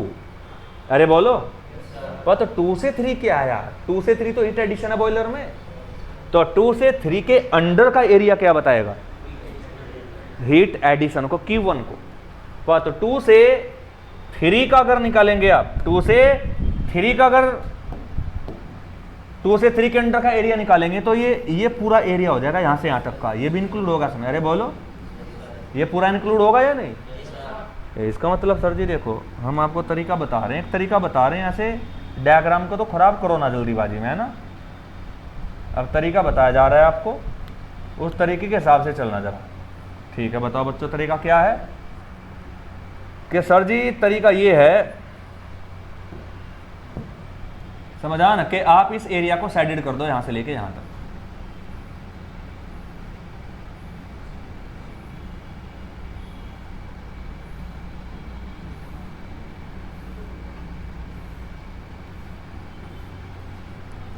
अब 2 एरिया हो चुके हैं, ओरिएंटेशन भी अलग अलग है। मान लो ये वाला एरिया मैंने मान लिया A1 और ये वाला एरिया मान लिया मैंने A2। अरे बोलो, अब Q1 कितने के बराबर है? हीट एडिशन कितने के बराबर होगा? भाई 2 से 3 के अंडर का टोटल एरिया कितना आ जाएगा? तो इसका मतलब Q1 निकालना हीट एडिशन, तो क्या आ जाएगा? A1 plus A2। और Q2 कितना है? कितना? A1। अब बताओ नेट हीट ट्रांसफर कितना होगा? Q1 माइनस का Q2। और जो नेट हीट ट्रांसफर है वो तो नेटवर्क के बराबर होता है, तो नेटवर्क कितना आ गया? Q1 माइनस के Q। अब Q में से Q2 घटाओ तो A1 से A1 कैंसिल, क्या बचेगा? तो साइकिल के अंदर का एनक्लोज्ड एरिया का नेट हीट ट्रांसफर के बराबर है, और नेट हीट ट्रांसफर ही नेटवर्क के बराबर होती है। तो इस 1 2 3 4 1 साइकिल के अंदर का जो एनक्लोज्ड एरिया है, ये वाला जो यहां से यहां तक का जो एनक्लोज्ड एरिया, ये वाला पूरा एरिया, ये वाला, ये एनक्लोज्ड एरिया है या नहीं पूरा? तो अंदर का जो ये एनक्लोज्ड एरिया है this enclosed area indicate the net heat transfer, और ये जितना भी किलोजूल नेट हीट ट्रांसफर है उतना ही किलोजूल नेट वर्क भी होगा। एसी रैनकाइन साइकिल को 1 2 3 4 1 को अगर पीवी डायग्राम पे खींच लो तो उसके अंदर का भी जो एनक्लोज्ड एरिया है वो इसके बराबर आ जाएगा। क्या आएगा? According to first law, net heat transfer in a cycle is equal to net work transfer in the same cycle.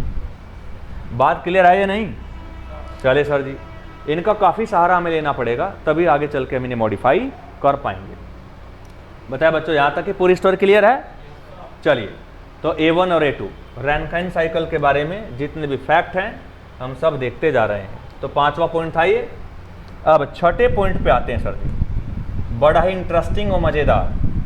अब देखो सर जी, आप यहां पे ध्यान देना कि जो रैनकाइन साइकिल है, जो रैनकाइन साइकिल है, समझा, इसमें एक बड़ी ही इंपॉर्टेंट डिवाइस है जो आपको वर्क दे रही है, और वो क्या है? टरबाइन। सबसे महंगी जो डिवाइस है यहाँ पे वो क्या है? टरबाइन। पूरा नाम लो तो गैस टरबाइन, स्टीम टरबाइन। पूरा नाम क्या है? Steam turbine, right. चले, तो देखो डियर, यहाँ पे है क्या, तुम्हें एक चीज नोटिस करी होगी यार, ये तो टरबाइन का, स्टीम टरबाइन का इनलेट है और ये स्टीम टरबाइन का आउटलेट है। अगर तुम देखोगे तो आउटलेट पे क्या 100 की 100% वेपर है, ये तो सैचुरेटेड वेपर वाला पॉइंट है, और ये तो इससे पीछे है। इसका मतलब टरबाइन के एग्जॉस्ट पे कहीं ना कहीं कुछ ना कुछ पार्टिकल लिक्विड के जरूर मिल रहे हैं। अरे है या नहीं? कुछ ना कुछ पार्टिकल लिक्विड के जरूर मिल रहे हैं, समझा ना? अब देखो बच्चों, अब अगर ये लिक्विड के पार्टिकल आपको खत्म करने हैं तो नहीं खत्म कर सकते हो आप, समझा ना? परंतु सर जी खत्म करने के पीछे क्यों पड़ गए फिर आप? बात ये भी है, जैसा है चलने दो, है या नहीं? तो थोड़ा सा बात कर लेते हैं इन एग्जॉस्ट पे जो मॉइस्चर प्राप्त हुई है, जो लिक्विड के पार्टिकल 4 पॉइंट पे मिले हैं, उन लिक्विड पार्टिकल को क्या बोल दिया मैंने? मॉइस्चर। क्या बोल दिया? मॉइस्चर, समझा ना? और ये लिक्विड के पार्टिकल हैं, समझा ना? तो देखो, अगर टरबाइन के एग्जॉस्ट पे आपको मॉइस्चर प्राप्त हो रही है, देखो यहां भी हो रही है और इस डायग्राम में मैंने दिखाई है, हाँ वो 2-4% ही है, पर तो है तो ना ये। तो इसलिए सर जी देखो, अब यहां पर कहानी क्या है, समझा ना बच्चों? जो ये गैस टरबाइन होती है, सॉरी स्टीम टरबाइन होती है ना, इस स्टीम टरबाइन के एग्जॉस्ट पे हमें कुछ ना कुछ लिक्विड पार्टिकल्स आर ऑब्टेन्ड। बताए बच्चों, टरबाइन के एग्जॉस्ट पे कुछ लिक्विड पार्टिकल ऑब्टेन्ड हुए हैं नहीं? बिल्कुल हुए हैं सर जी। चलिए, अब जो ये लिक्विड पार्टिकल ऑब्टेन्ड हुए हैं, समझना, इनसे एक बड़ी प्रॉब्लम अराइज होती है, इनसे एक प्रॉब्लम अराइज हो जाती है। प्रॉब्लम अराइज मतलब उत्पन्न हो जाती है। तो इनसे प्रॉब्लम अराइज होती है टरबाइन में। अब सर जी प्रॉब्लम अराइज होती है तो फिर प्रॉब्लम कौन सी अराइज होती है, जरा ये बताओ आप, है या नहीं? गोल गोल क्यों घुमा रहे हैं? तो देखो प्यारे बच्चों, स्टोरी क्या है कि मान लो सपोज दैट ये कोई टरबाइन है, समझा, और ये टरबाइन का इनलेट है और ये एग्जॉस्ट है। तो जब एग्जॉस्ट पे आपको लिक्विड पार्टिकल मिले तो ये टरबाइन के अंदर से ही तो निकले हैं, है या नहीं? और कहां से आए हैं? टरबाइन के अंदर से निकले हैं, यानी फिर तो टरबाइन के अंदर भी लिक्विड पार्टिकल थे, तभी बाहर निकल के आए। चलिए, तो देखो होता क्या है कि अगर 100% स्टीम होती तो स्टीम का पार्टिकल होता है लाइट वेट। स्टीम का पार्टिकल होता है लाइट वेट। गैस है ना, गैस के पार्टिकल अलग अलग हैं, समझा ना? अब देखो, अगर कोई गैस लिक्विड में कन्वर्ट हो रही है तो प्रोसेस क्या होगा? पार्टिकल, गैस का फॉर्म मतलब पार्टिकल मॉलिक्यूल अलग अलग घूम रहे हैं, और लिक्विड अगर होगा तो फिर आपको पार्टिकल, फिर आपको बूंद दिखाई देगी, चाहे बहुत बारीक बूंद हो पर मिलेगा बूंद की फॉर्म में। और बूंद का मतलब 5-10 मॉलिक्यूल आपस में ग्रुप में जुड़े हुए हैं। अगर लिक्विड फॉर्म में भी पार्टिकल मॉलिक्यूल बिल्कुल अलग अलग रहते तो फिर तो लिक्विड कहलाता ही ना, फिर वो गैस ही कहलाता। अरे बोलो भाई, वो एक दूसरे से चिपके पड़े हैं तभी तो इतना वॉल्यूम घटा पाए हैं अपना, इतने वॉल्यूम से सिकुड़ कितने हो गए, है या नहीं? तो इसलिए होता क्या है कि जब वेपर के, स्टीम के पार्टिकल लिक्विड में कन्वर्ट हो जाते हैं तो वो ड्रॉपलेट की फॉर्म ले लेते हैं। बारीक बारीक ड्रॉपलेट, बारीक बारीक ड्रॉपलेट मिलती फिर वो। और ड्रॉपलेट का मतलब ये है लिक्विड हमेशा ड्रॉपलेट की फॉर्म में मिलेगा, मॉलिक्यूल की फॉर्म में, ड्रॉपलेट की फॉर्म में मिलेगा। और ड्रॉपलेट का मतलब है समझा ना कि मॉलिक्यूल ग्रुप में जुड़े हुए हैं, यही तो मतलब है ना। यस, तो देखो अब इसका मतलब आपके पास एक पार्टिकल है, अभी तो पार्टिकल है, एक पार्टिकल को अगर दीवार पे फेंक के मारोगे तो दीवार का कुछ भी बिगड़ने वाला नहीं है, समझा ना। ये चलो और फैमिलियर एग्जांपल लेता हूं। एक थर्मोकोल आता है ना, जैसे थर्मोकोल देखा होगा आपने, है ना, जैसे आप खरीद लाते हैं, हमने भी यहाँ पे टूल बना के दिखाए थे आपको, है ना, वो में गोली गोली सी होती हैं, उसकी एक गोली को निकाल लेना, वो लगभग इतनी मोटी होगी। उस गोली को बहुत सुपरसोनिक स्पीड से फेंक के मारना दीवार पे, दीवार फूट जाएगी, गड्ढा हो जाएगा, ये आर पार निकल जाएगी, कुछ भी होने वाला नहीं है सर जी, फालतू की जान लगा रही फेंकने में, चाहे कितनी वेलोसिटी रख रहे हैं, कुछ बढ़ने वाला नहीं है, क्योंकि हैवी है वो, लाइट वेट है, क्योंकि लाइट वेट है। उतने ही साइज की, उतने ही डायमीटर की अगर मेटल की बॉल होती, उतनी स्पीड से उसे फेंकते जरा, भले उससे चाहे आधी स्पीड से फेंक देते, आधी की भी आधी से फेंक देते, दीवार तोड़ देती, आर पार हो जाती। बंदूक की गोली और कितनी होती है, इतनी मोटी होती है, और स्पीड का ही तो कमाल है।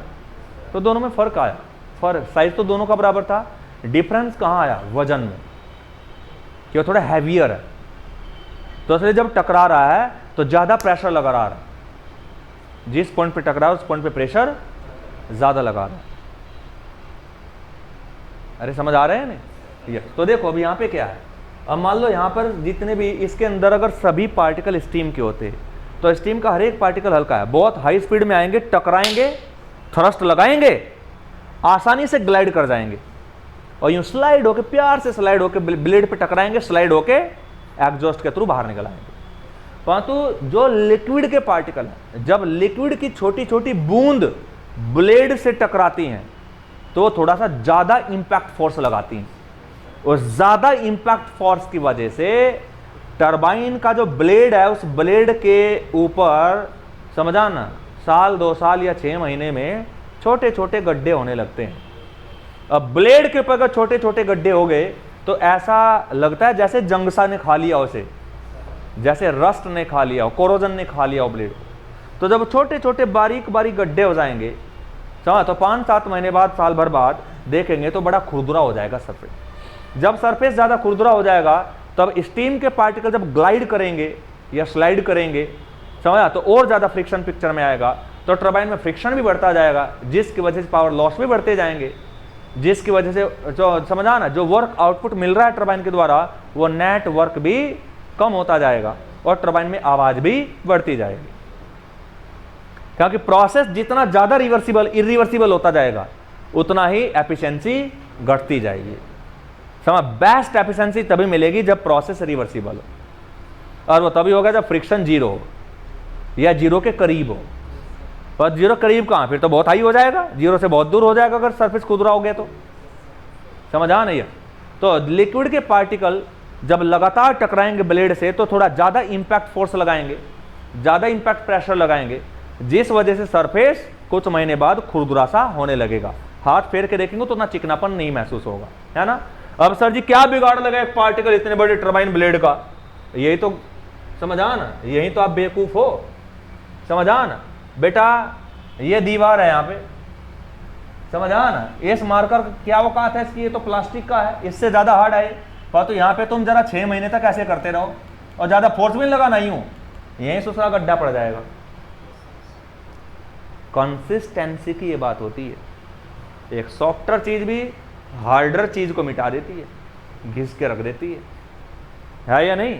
पर बात क्या हो, एक दिन में नहीं, एक दिन में कोशिश करोगे तो हार्ड चीज घिस के डाल देगी सॉफ्ट चीज को, है या नहीं। जैसे देखा ना, पहले पुराने कुएं होते थे, बाल्टी से पानी ऊपर खींचते थे, तो देखो अगर रस्सी जहां आती थी वो ईंट का कुआं बना रहता, मंडेर उसकी बनी रहती ईंटों की, और तो ईंट भी घस जाती थी। कौन घसता था उस ईंट को, रस्सी। रस्सी की औकात है, हार्ड ज्यादा कौन है, ईंट या रस्सी है या नहीं? हाँ, वो खुद भी घिसती थी। वो खुद घिसना बड़ी बात नहीं है, उसने अपने से ज्यादा हार्ड चीज को घिसा है, ये बड़ी बात है। मरना तो एक दिन सबको है या नहीं? पर टक्कर ढंग की जगह लेके मरो।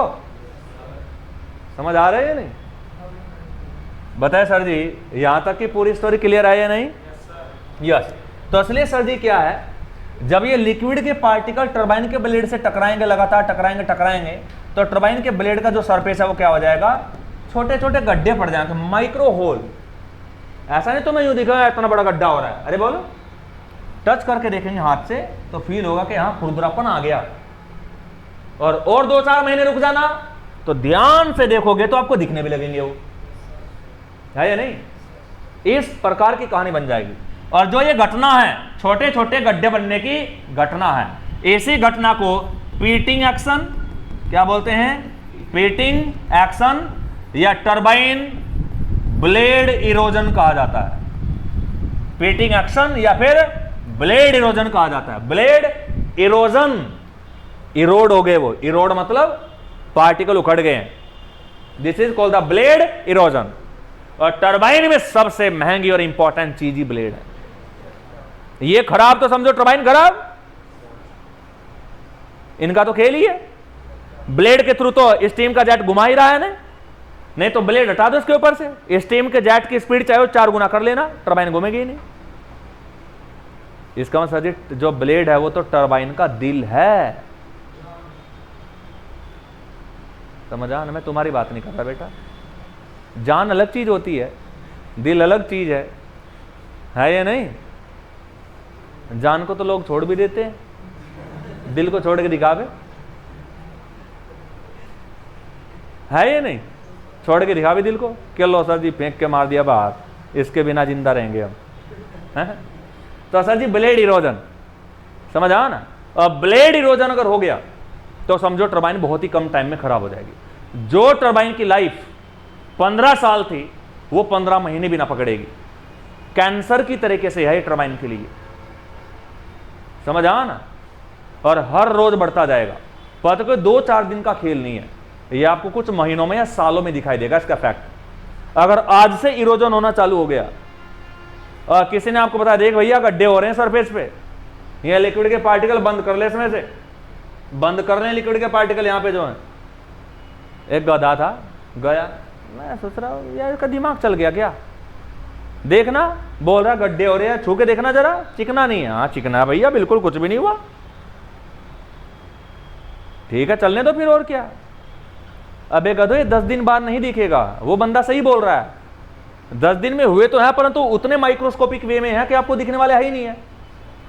यूं फील करोगे तब भी फील भी ना होंगे, पर तो 8-10 महीने बाद नानी याद आ जाएगी कि काश 5-7 दिन हुए थे तब तो उसकी मान लेता, दवाई करा लेता, इसकी इलाज करा लेता, तो आज ये दिन ना देखना पड़ता। अरे है या नहीं?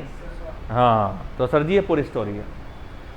तो ये कहानी है प्यारे बच्चे, एक बड़ा दर्द फंसा हुआ है टरबाइन के एग्जॉस्ट पे इन लिक्विड के पार्टिकल का। और ये लिक्विड पार्टिकल किसका कारण बनते हैं? टरबाइन इरोजन का। टरबाइन इरोजन या फिर ब्लेड इरोजन, कुछ भी कहें आप। तो टरबाइन में इरोजन न हो इसके लिए जरूरी है कि टरबाइन के एग्जॉस्ट पर कोई भी पार्टिकल लिक्विड फॉर्म में न हो। अरे बोलो, अब लिक्विड फॉर्म में ना हो तो बताइए इसके लिए क्या करना पड़ेगा फिर आपको? यहां से अगर ये लिक्विड खत्म करना है तो फिर क्या करना पड़ेगा बता दो। अरे बोलो भाई, क्या करूं जो ये लिक्विड खत्म हो जाए? सर्दी दिमाग खराब कर रहे हो आप, यहां तक सुपर हीटिंग करिए, यहां तक कर लो, और यहां तक कराने यानी यहां से यहां तक कराने के बाद तब एक्सपेंड कराओ। तो या तो सैचुरेटेड पढ़ोगे या थोड़ा सा आगे पढ़ोगे तो कैंसर वाली बीमारी से बच जाओगे आप, है या नहीं? बिल्कुल सही बात है। परंतु पागलो ये तो बताओ बे, जो तुम खोपड़ा चला रहे हो, ब्लेड भी मेटल के बने हैं, और जेट किस स्पीड से उसे टकराएगा? कितनी प्यार से टकराएगा, है ना? या बहुत हाई स्पीड से टकराएगा? हाई स्पीड से टकराएगा। जब हाई स्पीड से टकराएगा, समझ आ ना, तो ऑलरेडी 620 पे पड़े हो, टेम्परेचर बढ़ाया तुमने, बढ़ा के 620 ले आया। अबे 620 पे भी तुम्हें खत्म ना कर पाए, किसे? लिक्विड को। अब 620 से अगर ज्यादा टेम्परेचर ज्यादा सुपरहीट करते हो तो वो ज्यादा गर्म स्टीम जब ब्लेड से टकराएगी तो ब्लेड को भी तो वही टेम्परेचर फील होगा। तो ये ब्लेड 620 से ज्यादा सहन, 620 पे इतना गर्म पड़ा है। अरे गर्म होने पे वैसे ही ताकत घट जाती, सॉफ्ट पड़ जाएगा ये ब्लेड, सॉफ्ट हो जाएगा तो ताकत घट जाएगी, ताकत घट जाएगी बच्चों, ताकत भी घट रही है, उसे थप्पड़ भी झेलना जेट का तो बैंड होने के चांस हो जाएंगे, ब्लेड मुड़ जाएंगे और मुड़ के शाफ्ट पे चिपक जाएगा यूं, और जहां चिपका टरबाइन घूमना ही बंद कर देगी। इसीलिए टरबाइन में इनलेट पर जो टेम्परेचर था वो 620 से ज्यादा नहीं कर पाए। क्या 620 से टेम्परेचर अगर आप बढ़ाएंगे इस वेपर का 620 से अगर आगे सुपर हीटिंग करेंगे तो ब्लेड को खतरा पैदा हो जाएगा और लिमिट से ज्यादा सॉफ्ट हो जाएंगे ब्लेड, और फिर वेपर का जो झटका है वो ने थोड़ी देर में बेंड कर देगा, ब्लेड के एंगल बिगड़ जाएंगे और वर्क डन गड़बड़ हो जाएगा, टरबाइन हो सकता है सीजी हो जाए, चिपकी जहां ब्लेड मुड़ के चिपकी जाए। बात समझ आ रही है नहीं? तो अब स्टोरी खोपड़े में आई तो मैक्सिमम कहां तक सुपर हिट कर पाते हैं आप? 620 से ज्यादा क्यों नहीं? ये 620 भी इस नए जमाने में आ पाए हम, अब तक 620, अरे आइए नहीं, एक फिल्म बननी चाहिए, अब तक 56 है ना, अब तक 620 होना चाहिए, है या नहीं? यस, क्योंकि अब तक 620 पे आ पाए आप, धीरे धीरे बढ़ा के, क्योंकि जो टरबाइन के ब्लेड हैं उन ब्लेड की मेटल को इंप्रूव किया गया और ऐसी इनोवेटिव मेटल और एलॉय बनाई गई जो एलॉय ज्यादा हाई टेम्परेचर पर भी, समझा ना, अपनी ताकत को बरकरार रख सकें। तो आज तक ऐसे इस जमाने में जो न्यू टेक्निक हमने निकाली, न्यू मेटल से निकाली, निमोनिक एलॉय, तो निमोनिक एलॉय इतनी महंगी एलॉय लगाने के बाद में आप 620 तक जा पाए, पहले तो से नीचे ही थे आपने, समझ आ रहे हैं नहीं? आज के जमाने में आप 620 पे पहुंचे हो। अभी 620 की कहानी समझ आई, समझ आ ना? तो अगर 620 पे आ गए तो बेटा समझ आ ना, वेपर खत्म, तो लिक्विड खत्म नहीं कर पाए, तो दर्द टरबाइन इरोजन का दर्द बना हुआ है नहीं? यस, इसलिए क्या ये वेपर कभी भी, ये लिक्विड कभी भी, मॉइस्चर कभी भी खत्म नहीं होती, ये मॉइस्चर तो आती है। तो फिर टरबाइन इरोजन तो होता ही होता है, बिल्कुल होता है, पर तो ध्यान रखना यहां पर ठीक है, टरबाइन झेलने की आदत तो हमने डाल दी है, डालनी पड़ेगी वो, जब खत्म करने को तो कात है नहीं, बहुत ढूंढा कुछ ना मिला, अब तो आदत डालनी पड़ेगी। अबे जिस दर्द का समाधान ही नहीं मिला तो क्या है, उस दर्द के साथ में जीना सीख लो, है या नहीं? तो ऐसा ही करना पड़ा हमें भी, जैसे हमने कोरोना वायरस के साथ जीना सीख लिया, है या नहीं? दवाई थोड़ा ही मिली है, तो सर जी ऐसे हमने सीख लिया। परंतु फिर भी हमने यहाँ पे ये देखा कि अगर 10% मॉइस्चर है या 10% से कम है तो टरबाइन इरोजन बहुत ही मामूली सा होता है, उससे लाइफ कोई ज़्यादा खास डिक्रीज नहीं होती, तो वो झेला जा सकता है। तो अगर मॉइस्चर 10% से ज़्यादा अवेलेबल हो जाता है यहाँ पे, अगर टरबाइन के एग्जॉस्ट पे जो मॉइस्चर हो 10% से ज़्यादा हो जाता है तो फिर इरोजन सुपरसोनिक स्पीड से बढ़ जाता है, और 10% से कम है तो बिल्कुल नेग्लिजिबल होगा, 10% से एक कदम भी आगे रखा तो सुपरसोनिक स्पीड से बढ़ेगा। तो यार ये भी भगवान ने थोड़ा सोच समझ के रहम खाया हमारे ऊपर कि 620 पे कम से कम इतना तो है कि यहां पर जो मॉइस्चर है वो 10% से कम है, समझ आया ना? तो ये कहानी थी टरबाइन इरोजन की, 620 से इसका गहरा संबंध है। अरे समझ आ रहे हैं नहीं? तो सर जी अब इस पॉइंट में मैं टरबाइन इरोजन को ही एक्सप्लेन करूंगा, जो कि एक बड़ी बीमारी है।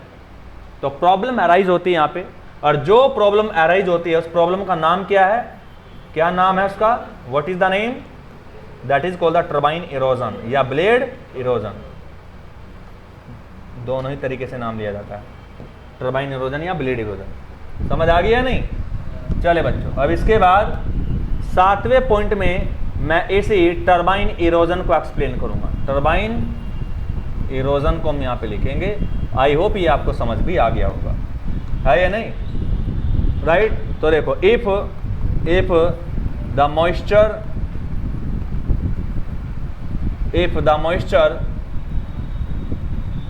present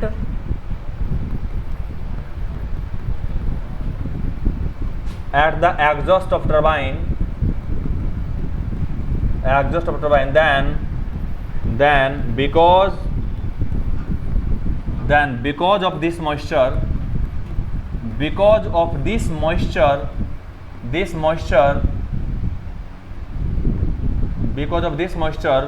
erosion of turbine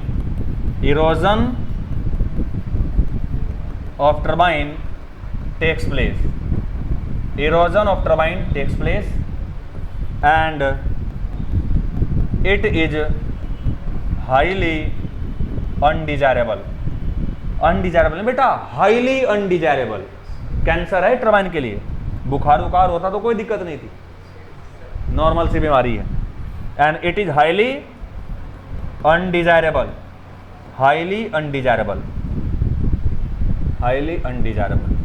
समझ आना? Full stop. बताए बच्चों, कहानी समझ आई या नहीं? समझ आ? देखो, if the moisture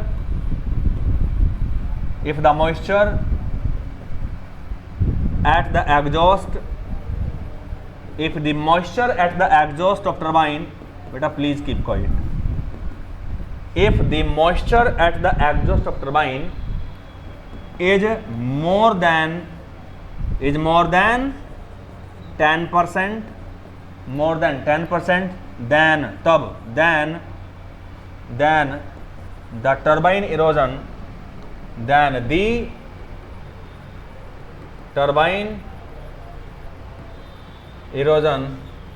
is more severe मतलब डेंजरस, ज्यादा डेंजरस हो जाता है, क्योंकि बहुत सुपरसोनिक स्पीड से होने लगता है इरोजन, धड़ाधड़। जितना 1 महीने में गड्ढे बनने थे उतने 1 दिन में बन जाएंगे। समझा? 30 दिन का इफेक्ट 1 दिन मिल जाएगा।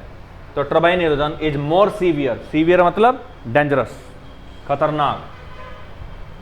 The turbine erosion is more severe, that's why it must be, यानी होना ही होना चाहिए, it must be less than, it must be eliminated. पहली कोशिश तो क्या एलिमिनेट ही हो जाए, पर तो सपने मत देखो, है नहीं? इट मस्ट बी एलिमिनेटेड, और या फिर अगर ऐसा नहीं कर पा रहे, और it must be less than 10%, it must be less than 10% at any rate, किसी भी कीमत पे। बताए बच्चों, यहां तक की पूरी बात आपको समझ आई है नहीं? क्लियर है? समझ आया? तो अच्छा जी, ध्यान रखना बेटा, रैनकाइन साइकिल की सबसे बड़ी बीमारी है। क्लियर और नॉट? और ध्यान रखना, अगर टरबाइन कभी भी खराब होती है ना, तो कारण यही बनता है, क्योंकि खत्म तुम कर नहीं पा रहे हो। अरे बहुत ही स्लो हो रहा है, पर तो हो तो रहा है ना। 15 साल में खराब करेगा ये, पर 15 साल भी तो खराब हो ही गई ना। पर तुमने तसल्ली दे दी कि यार चल 15 साल में तो बहुत कमाई कर ली, अब कोई टेंशन नहीं है। अगर ये ना होता तो 25 साल ना चलती क्या वो? समझ आ रहे हैं नहीं?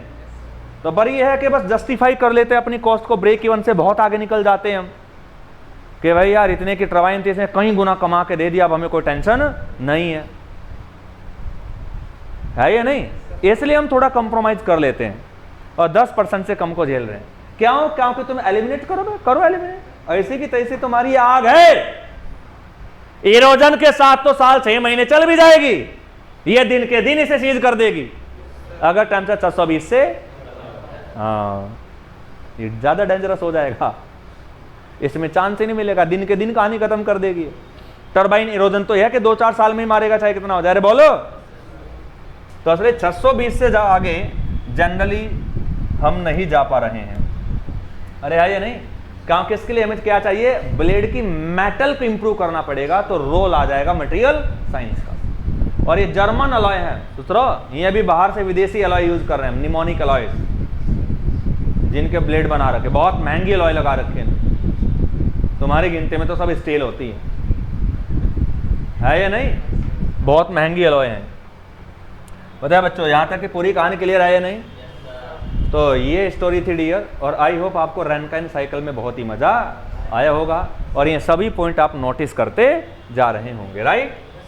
चले बच्चों, तो 7 पॉइंट अब तक हमने पढ़े हैं, और ये मान लो कि हमने बेसिक वाला रैनकाइन साइकिल जो था पूरा निपटा दिया है या नहीं, और डायग्राम भी खींच लिया।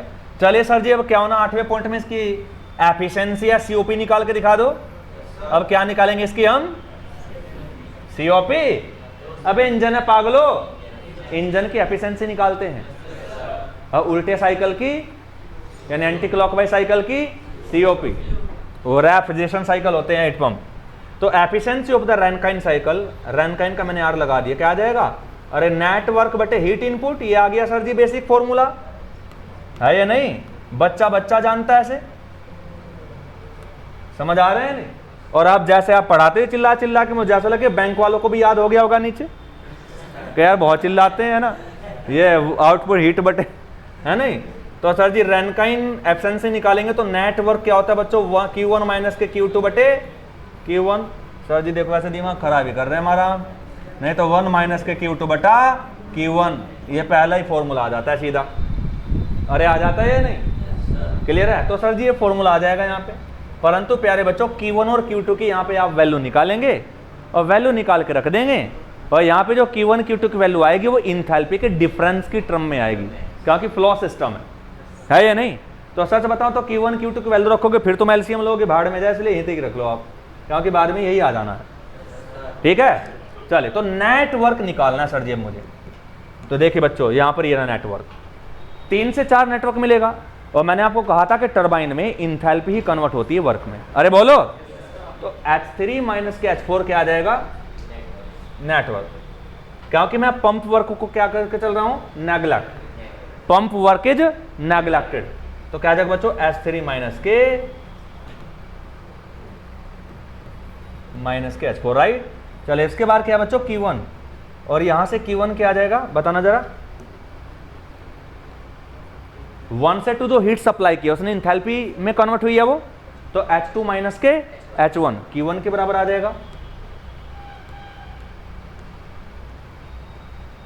बताए बच्चों, आ गया नहीं? बस रख दीजिए, आप सीधा आ जाएगा। तो efficiency of the Rankine cycle will be equal to what is the net work? H3 minus के H4 डिवाइडेड बाय क्या आ जाएगा? H2 माइनस के H1। ये आ जाएगा बच्चों formula, and this is the efficiency of Rankine cycle, right? समझ आ ना? अब देखो वो कभी एफिशिएंसी में ज्यादा इंटरेस्ट लेता नहीं ना, निकलवाता, समझ आ ना? यहाँ से वो थ्योरी बेस्ड क्वेश्चन बहुत बनाता है, क्योंकि इसमें न्यूमेरिकल को मजा है ही नहीं है कि कोई प्रेशर रेस हो या कंप्रेशन रेस हो तो मजा भी आए फॉर्मूले में, गामा वामा आ जाए तो कुछ है ना।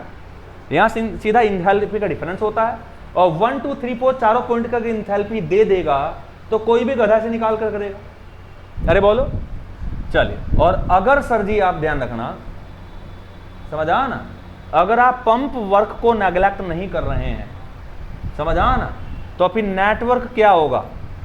टरबाइन वर्क और माइनस के पंप वर्क।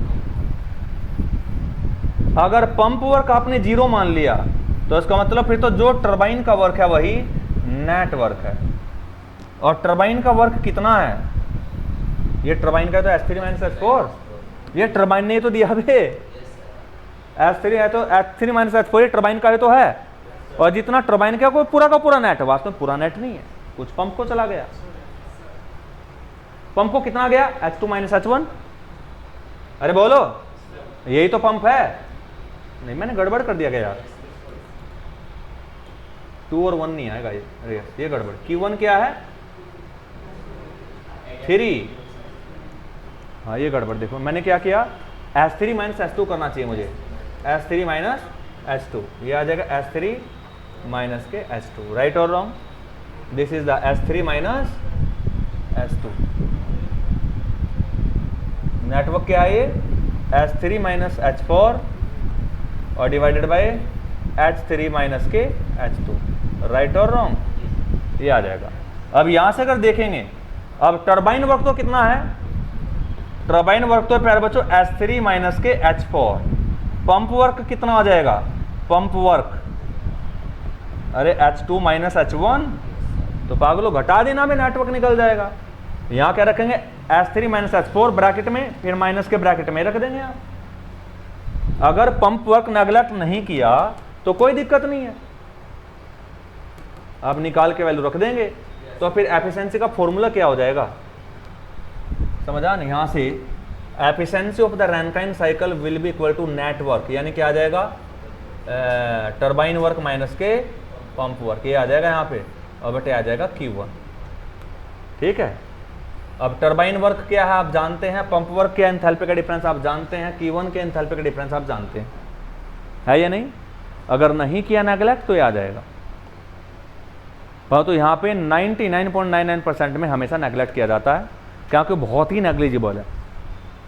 देख लो कहाँ हजारों कहाँ 1-2, राइट और रॉन्ग? चलिए, तो ये था सर जी। तो अब देखो बच्चों, यहाँ पे अगर आप देखें तो जितने भी समझा बेसिक फंडामेंटल था रैनकाइन साइकिल का, ये बेसिक रैनकाइन साइकिल हमने पूरा डिटेल में पढ़ लिया है, और इस पर एक लिमिट लगी पड़ी है बस, जो सबसे बड़ी दिक्कत में फंसे हुए हैं कि सुपर हीटिंग कर नहीं सकते और मॉइस्चर को ख़त्म कर नहीं सकते और सुपर हीटिंग आगे बढ़ा नहीं सकते। तो डबल टेंशन में फंस गए यार। मॉइस्चर बढ़ाने की कोशिश करें तो दूसरी तरफ सॉफ्टनिंग की मेटल या ब्लेड सॉफ्टनिंग की दिक्कत आ जाती है, आगे सेट ख़त्म करने की सोचे, और इसे झेलें तो टरबाइन इरोजन बनाई हुआ, तो चलो इसे झेल ले भैया, आगे से ज़्यादा बढ़िया है। क्या कि मेटल सॉफ्टनिंग तो दिन के दिन उड़ा देगी, टरबाइन को सीज कर देगी, वो बैंड कर देगी ब्लेड को, ब्लेड के एंगल बिगड़ जाएंगे। समझ आई या नहीं? तो इससे ज़्यादा अच्छा टरबाइन इरोजन सही है, और 10% से कम अगर होगा मॉइस्चर तो कोई दिक्कत नहीं है, उसे झेलने की आदत हमें पड़ी हुई है, क्योंकि उससे बहुत ही कम इरोजन होता है।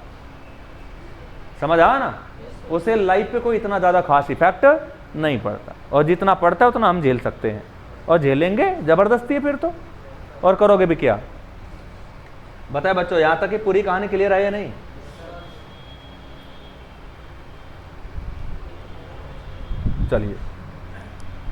चलिए बच्चों, तो देखो अब रैनकाइन साइकिल का पूरा बेसिक हमने फिनिश कर लिया, राइट? अब फिर वही हमारा ड्रामा चलेगा कि रैनकाइन साइकिल की एफिशिएंसी तो आपने निकाल ली है सर जी, और ये बेसिक रैनकाइन साइकिल फंडामेंटली हमने पढ़ा। अब हमारा आगे टारगेट होगा ये कि सर जी जो रैनकाइन साइकिल आपने पढ़ा है और इसकी जो एफिशिएंसी निकाली है, अब ये बताओ क्या कोई ऐसे तरीके हैं जिसके इसकी एफिशिएंसी को बढ़ाया जा सके? क्योंकि हम हमेशा एफिशिएंसी को पकड़ के बैठ जाते हैं, इसके पीछे दौड़ते हैं, रेस लगाते हैं कि वह किसी भी तरीके से कुछ भी करो पर तो एफिशिएंसी बढ़नी चाहिए। तो अब रैनकाइन साइकिल में हम कुछ मॉडिफिकेशन करेंगे, समझा ना, एफिशिएंसी को बढ़ाने के लिए। तो अब सीधा हमारे से पढ़ने के बाद आंसर ये होगा कि सर जी पढ़ा दिया, ठीक है। अब हमारे समझा ना, क्वेश्चन का जवाब दे। तो क्वेश्चन क्या होगा? How to increase the efficiency of Rankine cycle. अब क्वेश्चन ये है, समझा ना, यानी हेडिंग ये है, और इस क्वेश्चन का जवाब देने के लिए समझा भाई कैसे इंक्रीज करोगे, तो जब एफिशिएंसी को बढ़ाओगे तो कुछ ना कुछ मॉडिफिकेशंस करने पड़ेंगे या नहीं? तो कुछ ना कुछ मॉडिफिकेशंस करने पड़ेंगे आपको रैनकाइन साइकिल में। अब आगे चल के हम इन्हीं मॉडिफिकेशंस को पढ़ेंगे, समझ आया ना? और रैनकाइन साइकिल जो हमने पढ़ा है इससे भी ज्यादा इंपॉर्टेंट है इसके मॉडिफिकेशंस, समझ आया ना? क्योंकि तो कुछ भी नहीं है, पढ़ने में कुछ भी नहीं है, समझ आया? दर्द यहां होगा जब डिफरेंट वैरायटी के मॉडिफिकेशंस आपको देखने को मिलेंगे, और उन मॉडिफिकेशन के रिजल्ट क्या क्या होंगे वो सब आपको कंक्लूड करने हैं, समझा ना? जैसे VCRC के मैंने 4 मॉडिफिकेशन कराए थे कि इवेपोरेटर प्रेशर घटा दिया जाए तो रेफ्रिजरेशन इफेक्ट पे क्या असर पड़ेगा, समझा? वर्क इनपुट पे क्या असर पड़ेगा, वॉल्यूमेट्रिक एफिशिएंसी पे क्या असर पड़ेगा, COP पे क्या असर पड़ेगा, वेट टेम्परेचर पे, तो मतलब बहुत सारे थे जो निकाल सकते थे आप। अरे है या नहीं? तो बस वही देखना है हमें यहाँ पे। तो मॉडिफिकेशन हमारा नेक्स्ट हेडिंग है प्यारे बच्चों, क्लियर है? अरे समझ आया नहीं? चलिए तो थोड़ा सा हेडिंग बना लेते हैं हम। तो हेडिंग हमारा प्यारे बच्चों मॉडिफिकेशंस ऑफ रैनकाइन साइकिल।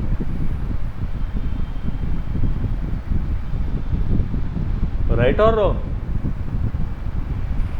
तो ये पूरी स्टोरी है डियर।